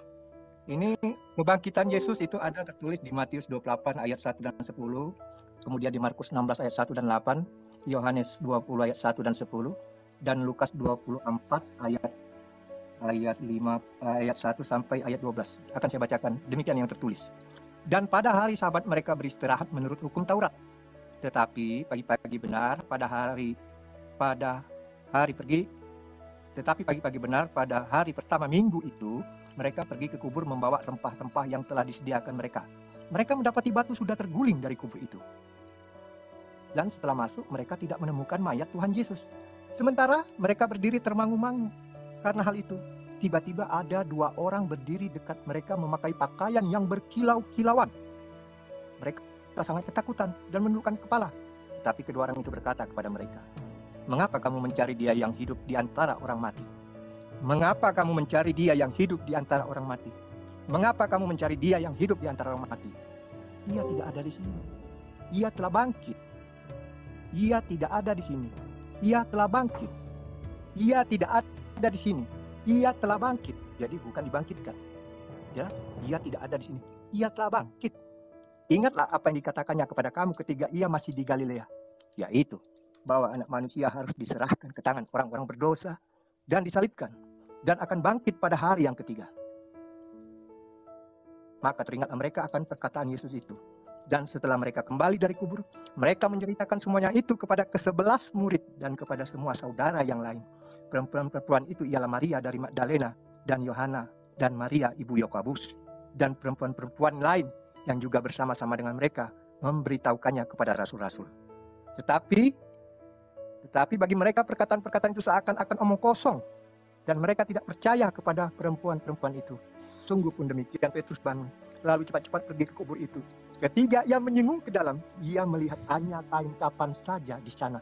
Ia pergi dan ia bertanya dalam hatinya, apa yang kiranya telah terjadi? Jadi, saksi daripada Yesus bangkit adalah 2 sosok malaikat yang memberitahu kepada murid-murid Yesus. Demikian yang tertulis di dalam surat Lukas 24 ayat 1 hingga ayat 12. Oke. 2 orang malaikat. Jadi malaikat adalah orang. Silakan Pak Juma.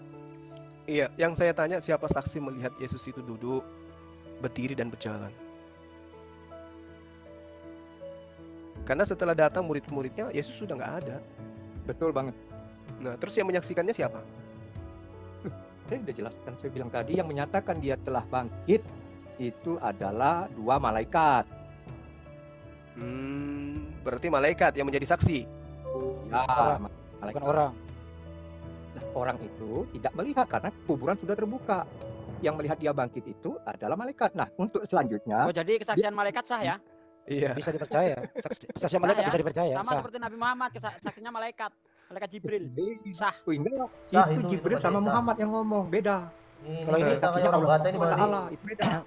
Tapi gini Bang Ya. Peter ya, kalau kita lihat ini kesaksian di sini ambigu. Di dalam Lukas 2 orang malaikat, di dalam Yohanes 2 orang malaikat, di dalam Markus 1 orang malaikat. Mana yang benar? 2 orang atau 1 orang? Sesuai dengan pandangan mereka, karena kita Sesuai pandangan mereka. Penulis bingung ini penulis ini. Kesaksian mereka, karena malaikat itu menurut yang dilihat mungkin dia melihat biji. Sebiji. Iya, jadi istilahnya menurut mata mereka lah memandang. Nggak bisa kita katakan penglihatan yang hal-hal gaib ini bisa dilihat oleh semua orang. Artinya kan yang kita melihat itu berarti yang menjadi malaikat, menjadi saksi malaikat, udah. Ya, gini, yang jadi masalah ini orangnya sama yang masuk ke kubur kan. Baik yang diceritakan Markus, Matius, Lukas, dan Yohanes ini Lukas ya, Lukas, Yohanes, Markus ini orangnya sama. Tapi kesaksiannya ini beda. Ya, orang-orang yang sama melihat di Lukas 2 orang malaikat. Orang-orang yang sama melihat malaikat inilah di Yohanes. Tapi di Markus orang-orang yang sama melihat malaikat cuma 1. Yang benar yang mana ini? Pak John dengerin dulu, Pak John dengerin dulu Ini saya penjelasannya. jelaskan. Jadi Ada yang melihat 2 malaikat, ada yang 1 malaikat yang benar yang mana? Orangnya sama Bang Andi. Iya, orangnya sama. Orangnya sama. Bang, Ya kan? apa Maria yang Magdalena dan disaksikan? Maria yang lain dan murid-murid Yesus. Ya coba. Melihat Pade. malaikat 2 orang menurut Pade. Lukas. Menurut Yohanes juga Coba 2 Pak orang. John Dan orang-orang tanyain yang itu sama melihat malaikatnya 2 siapa orang tuh Pak, malaikat namanya ini, siapa? ternyata menurut Markus cuma 1 orang. Yang benar Satu yang malaikat. 1 orang atau 2 orang.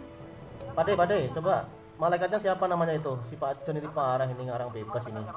Iya, karena Iya, Kalau begini, kontradiksi itu, bahwa Bos, tidak mungkin kontradiksi. dua-duanya benar. Pasti ada yang salah, ada yang benar, atau Oke. dua-duanya salah. Itu baru Menurut logis. Anda Lanjut, Bang kontradiksi, Juma.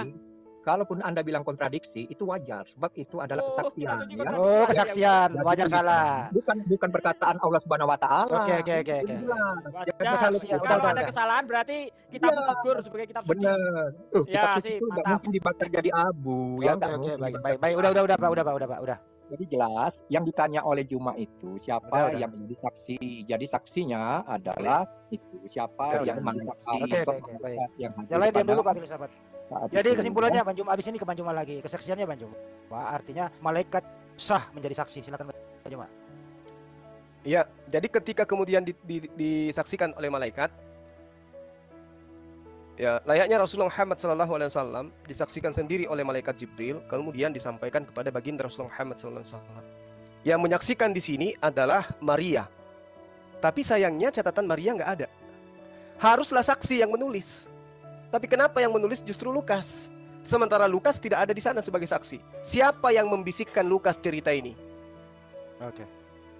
Silakan Pak Jon dijawab. Nah, Siapa sebelum yang dijawab, membisikkan Lukas saya akan sehingga sapa Lukas dulu, menulis? Bentar, Mas Andi. Yang sebelum dijawab ini saya mau menyapa ini Muslim apa Kristen ini? Filsafat Suaranya Pak Jon. sederhana. Kemerusuh suaranya Bang Jon. Kalau begini ini disapa dulu ini siapa ini? Filsafat logika sederhana nih, Muslim apa Kristen? Filsafat Muslim Kristen Pak. Halo, assalamualaikum warahmatullahi Oh ya kalau Muslim turun dulu, Waalaikumsalam. kalau Muslim turun dulu ya. Enggak, gini Dulu Bang, ya. saya mau bertanya karena saya Tapi santar dulu Bang. Lain formatnya nanti sebentar ya. Sebentar, nanti momennya hilang nih. Nanti momennya hilang. Jadi pertanyaannya diulang pertanyaannya ya. Siapa yang membisiki Lukas menulis Pak dalam kejadian ini Pak Jon? Silakan Pak Jon. Yang membisikkan. Hmm. Jadi ini bukan bisikan bro, bukan wahyu. Ini adalah kesaksian Lukas atas itu apa dapat yang dari mereka mana gitu lihat. loh. Ya. Nah, Dia begini, nulis dapat dengar. dari mana? Ya. Maka Jadi- teringatlah, dengar, biasa jawab. Maka Ya. teringatlah mereka akan perkataan Yesus itu ayat 9, ayat 8. Dan setelah mereka kembali dari kubur, mereka menceritakan semua itu kepada ke-11 murid. 11 murid.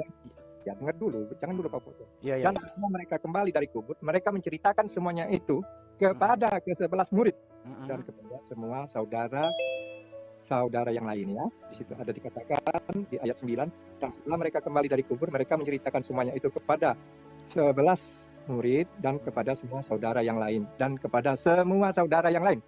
Oke. Jadi Siapa jelas. nama yang menceritakan ini kepada Lukas? Inilah orang-orang saksi-saksi. Ya, yang siapa orang hadir itu? pada Siapa saat nama orang itu, Pak? Siapa nama orang itu? Perempuan itu ialah Maria dari Magdala dan Yohana dan Maria ibu Yakobus.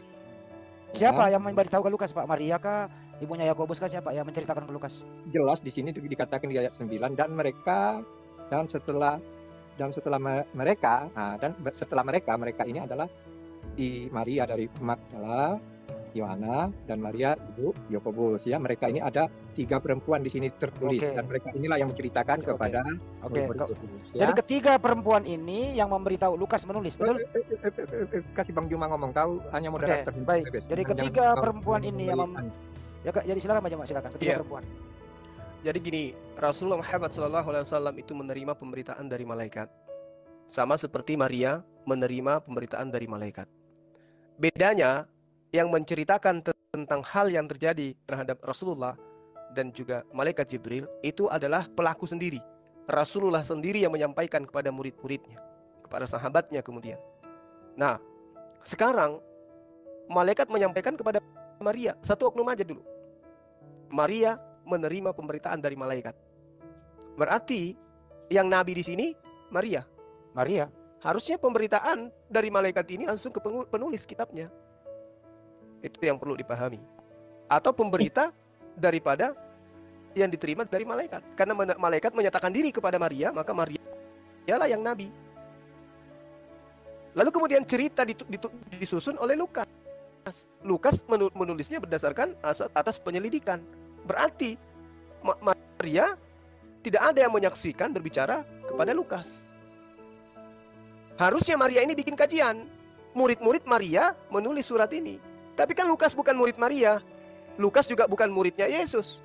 yang menjadi tanya besar ini adalah, Lukas ini benarkah menerima dari Maria? Kalau benar menerima dari Maria, berarti Maria yang menerima firman melalui perantaraan malaikat. Dialah yang memberitakan kemudian cerita ini kepada kepada Maria. Pertanyaannya, benarkah demikian? Adakah saksi yang melihat Maria berbicara kepada Lukas? Berarti pemberitaan yang dituliskan oleh Lukas tidak berasal dari mulutnya Yesus. Maka di awal tadi saya mengatakan bahwasanya Yesus mengatakan, segala firman yang engkau berikan kepadaku telah aku sampaikan kepada mereka. Berarti berita ini bukan lagi firman Tuhan. Yang kau tanya ini apa? Sebentar, sebelum dijawab, kita sapa dulu ini. John itu Muslim apa Kristen ini? Shalom. Oh, Kristen. Ya, silakan dilanjut. Berita yang Anda tuliskan tentang Yesus ini, bahwa dia tidak ada lagi di pembaringan, dikubur di goa. Dia sudah keluar dari goa karena sudah tidak ada lagi di sana. Malaikat kemudian menjadi saksi menurut saudara, kan?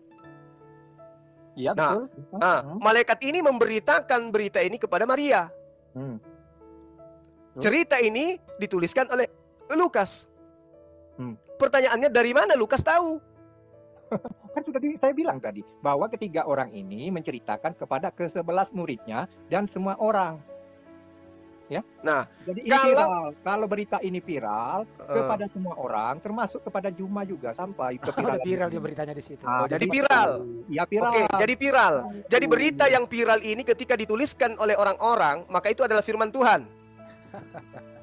Itu kisah Bang Suma. Nah, berarti ini bukan firman. Ini bukan firman Tuhan. Iya, betul. Ini kisah, betul. Ini kisah. Ini bukan firman Tuhan. Ini dia penjelasan di ayat 11. Penjelasan sesuai dengan apa yang betul. Sebentar Pak John, sebentar John. Omong kosong. Dan mereka tidak percaya kepada perempuan-perempuan itu.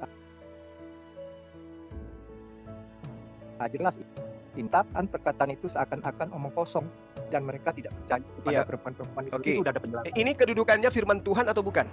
Loh, kamu bisa bedakan firman Tuhan dengan kronologi suatu peristiwa? Pak Jonto, sebentar Pak Jonto. Biar dulu dia berdua Pak. Nanti ada sama saya kalau mau. Sebentar Pak. Dia enggak. Ini kedudukannya cerita yang dituliskan oleh Lukas ini firman Tuhan atau bukan? Firman Tuhan di dalam Alkitab kami itu apa yang dikatakan Yesus, apa yang diperbuat Yesus itu adalah firman-Nya. Nah, jadi yang keluar dari mulut Yesus seperti mengutuk pohon ara itu adalah firman. Jadi berarti yang ini bukan firman Tuhan ya?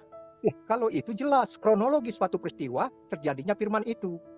Iya, maksud saya ini bukan firman Tuhan kan? Jelas bukan. Bukan, mantap. Bukan. Berarti kitab Anda bercampur dengan yang bukan firman Tuhan. Benar, itu kan benar. Udah. Jujur. Oke. Dengarkan itu ya teman-teman. Jangan lagi ada yang mengatakan bahwa kitabnya teman Kristen itu adalah murni firman Tuhan. Diakui sendiri bahwa kitabnya bercampur dengan berita-berita orang yang berita viral. Berita viral. Yang tertulis demikian Bang Suma. Yang tertulis demikian. Iya, bisa tambah-tambah Bang. Demikian. Jadi saya nggak pernah mengatakan demikian firman Tuhan, kecuali Yesus yang berkata, aku akan mengatakan demikian firman Tuhan karena itu perkataan Yesus. Tetapi kalau pada hari Sabat mereka beristirahat menurut hukum Taurat, itu yang tertulis. Saya tidak mengatakan itu firman Tuhan. Karena ini adalah kronologis sebuah peristiwa. Kali ini kita acungi jempol Pak John, jujur Pak, jujur dia. Iya. Itu faktanya. Makanya kalian itu jangan suka menyesatkan. Silakan. Yang menyesatkan itu yang mengajarkan kitab Anda firman Tuhan. Anda sendiri mengatakan tidak semuanya firman Tuhan. Jadi yang mengatakan kayak Sopiatul mengatakan bahwa firman kitab kami adalah firman Tuhan seluruhnya, berarti dia menyesatkan. Iya, perkataan Nabi Musa, Nabi Abraham itu baru firman. Tapi kalau kronologi suatu kejadian tidak dikategorikan. Ya udah selesai di sini Pak. Jadi berita viral yang diberitakan oleh Lukas dalam kasus ini bukan firman Tuhan. Cek. Ya, kita bergeser ke suaranya Pak Jul mendem. Ya, sekarang bagaimana suara saya? Jadi sekali lagi Pak Jul. Ya, cek. Disimpulkan dulu Pak Jul. Kesimpulan moderator nih bahwa berita viral dalam kasus ini jelas Pak De, jelas diviralkan oleh orang-orang, ditulis oleh wartawan Lukas, bukan firman Tuhan menurut John Peter. Berita viral inilah sampai ke tanah Arab. Ya udah sudah sah. Sekarang bergeser ke Johnny. Contoh dikasih kesempatan itu. Iya. Contoh dikasih kesempatan, Mas Andi. Selanjutnya saya serahkan kepada Akhi Sugi dan Bang Handi. Saya silakan John Stau dilanjut dengan Sugi. Makasih ya Pak John Peter ya. Makasih Saudara John, thank you. Ya, itu dia saudaraku. Kita bersama-sama telah melihat bagaimana pemaparan argumentasi dan narasi dari masing-masing pendebat, dari teman-teman para apologet Kristen dan juga Ustadz Suma sendiri.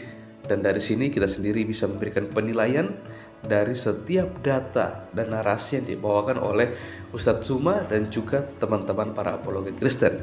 Dan saya melihat dan menilai, dari sini saya sudah bisa menyimpulkan bahwa Ustadz Suma sama sekali tidak memiliki pemahaman yang baik dan benar tentang kekristenan, tentang Alkitab itu sendiri, yang dimana Ustadz Suma ini melontarkan suatu tuduhan bahwa kita orang Kristen merupakan orang-orang yang mengikuti ajaran dari Rasul Paulus, bukan ajaran Yesus, yang dimana Ustadz Suma berasumsi dengan liar bahwa ajaran dari Rasul Paulus itu sangat bertentangan dengan ajaran dari Yesus Kristus itu sendiri.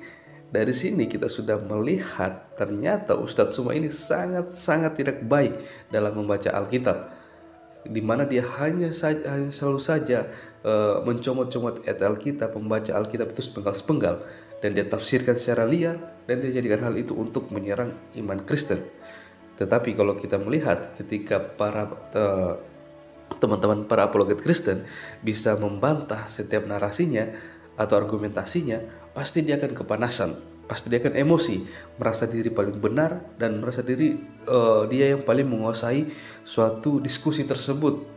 Padahal pada kenyataannya Ustadz Suma ini ketika dia membahas tentang Alkitab, tentang kekristenan, sangat jauh sekali dari apa yang kita imani sebagai orang Kristen dan apa yang kita pelajari di dalam kekristenan itu sendiri. Kalau Ustadz Suma membaca Alkitab secara detail, teliti dengan baik, pasti dia akan mengerti dan memahami ajaran dari Rasul Paulus yang sama sekali tidak bertentangan dengan ajaran Yesus. Karena apa yang diajarkan oleh Rasul Paulus semua itu sesuai dengan apa yang diajarkan oleh Yesus Kristus selama dia hidup di dunia. Dan hal inilah yang seharusnya dipahami oleh seorang Ustadz Suma. Bahkan Ustadz Suma sendiri melontarkan suatu pernyataan atau narasi bahwa bisa jadi bukan Yesus yang berjumpa dengan Rasul Paulus pada waktu perjalanannya dia menuju ke Damsyik seperti itu. Dan saran dari saya untuk Ustadz Suma, ada baiknya sebelum Ustadz Suma melontarkan tuduhan dan narasi liar bahwa kita orang Kristen pengikut ajaran Rasul Paulus dan ajaran Rasul Paulus itu bertentangan dengan ajaran Yesus, sebaiknya Ustadz Suma mempelajari, memperdalam untuk mengenal lebih dalam lagi siapa sih Rasul Paulus itu. Memang kita mengikuti apa yang diajarkan oleh Rasul Paulus, karena apa yang diajarkan oleh Rasul Paulus itu juga yang diajarkan oleh Yesus Kristus, seperti itu, dalam artian bahwa ajaran dari Rasul Paulus dan juga Yesus Kristus itu tidak bertentangan seperti itu, tapi ada kaitannya. Dan apa yang diajarkan oleh Rasul Paulus itu dalam pengajarannya itu semuanya itu berdasarkan apa yang diajarkan oleh Yesus Kristus selama dia hidup di dunia sampai dia terangkat ke surga, seperti itu Ustadz Suma. Dan kita melihat sebenarnya semua yang dijelaskan oleh teman-teman para apologet Kristen itu sangat baik, sudah sangat-sangat dengan gaya bahasa yang sederhana, yang seharusnya itu bisa kita mengerti seperti kita pahami ya. Tapi memang Ustadz Suma tetap keras ya dalam hal ini ya, entah mengapa dan apa yang terjadi dengan Ustadz Suma sehingga dia sangat menolak tentang apa yang disampaikan oleh orang Kristen itu sendiri. Oke ya, inilah yang jadi perhatian untuk kita semua sebagai orang percaya, untuk kita juga harus bisa mempertanggungjawabkan iman kita kepada setiap orang yang masih ragu-ragu, bahkan setiap orang yang selalu saja melontarkan tuduhan-tuduhan liar tentang apa yang kita imani dan kita yakini, seperti itu. Dan sebelum saya mengakhiri video ini, saya akan membagikan satu renungan yang berkaitan dengan perjalanan dari seorang Rasul Paulus, yang dimana sebelum dia menjadi seorang rasul dan menjadi seorang pemberita kabar baik. Kalau kita membaca di Kisah Para Rasul 9 ayat 1-18, di situ kita bisa melihat bagaimana perjalanan dan pertobatan dari seorang Saulus yang menjadi Paulus. Perlu kita ketahui bahwa Saulus ini merupakan orang yang sangat membenci kekristenan, sangat membenci tentang ajaran Kristus seperti itu. Maka dia bertekad dan berusaha untuk menganiaya dan juga membinasakan orang-orang Kristen pada waktu itu. Tapi perubahan yang sangat spektakuler, yang dimana ketika dia dalam perjalanan menuju ke Damsyik untuk menghukum, menganiaya orang-orang Kristen sana, Yesus Kristus berjumpa secara pribadi dengan dia. Dan perjumpaan itulah yang mengubahkan Rasul Paulus dari seorang penganiaya menjadi seorang pengikut dan pemberita yang sejati. Dan hal inilah yang membuat kita sebagai orang percaya melihat bagaimana ketika Rasul Paulus mengalami perjumpaan pribadi, perubahan itu ada dalam kehidupannya. Begitu juga kita sebagai orang percaya, ketika kita mengalami perjumpaan pribadi dengan Yesus, kita juga akan mengalami perubahan yang sangat luar biasa dalam kehidupan kita. Dan hal ini juga yang kita harapkan, yang kita inginkan terjadi kepada Ustadz Suma seperti itu. Kalau kita melihat ya perjalanan Rasul Paulus ini merupakan perjalanan yang bagi saya sangat memberkati saya. Dan saya juga bisa melalui perjalanannya ini mengintrospeksi diri saya. Apakah saya juga bisa dikatakan seorang Kristen yang sejati, pengikut Kristus yang sejati atau tidak seperti itu. Oke saudaraku, mungkin sekian video dan juga renungan dari saya di hari ini. Dan sampai berjumpa di video-video saya yang selanjutnya. Kita terus berdoa untuk teman-teman para apologet Kristen, supaya mereka juga terus dipakai Tuhan dan diberkati Tuhan. Dan setiap pergumulan mereka dijawab dan diberkati oleh Tuhan. Sampai bertemu, Tuhan Yesus memberkati.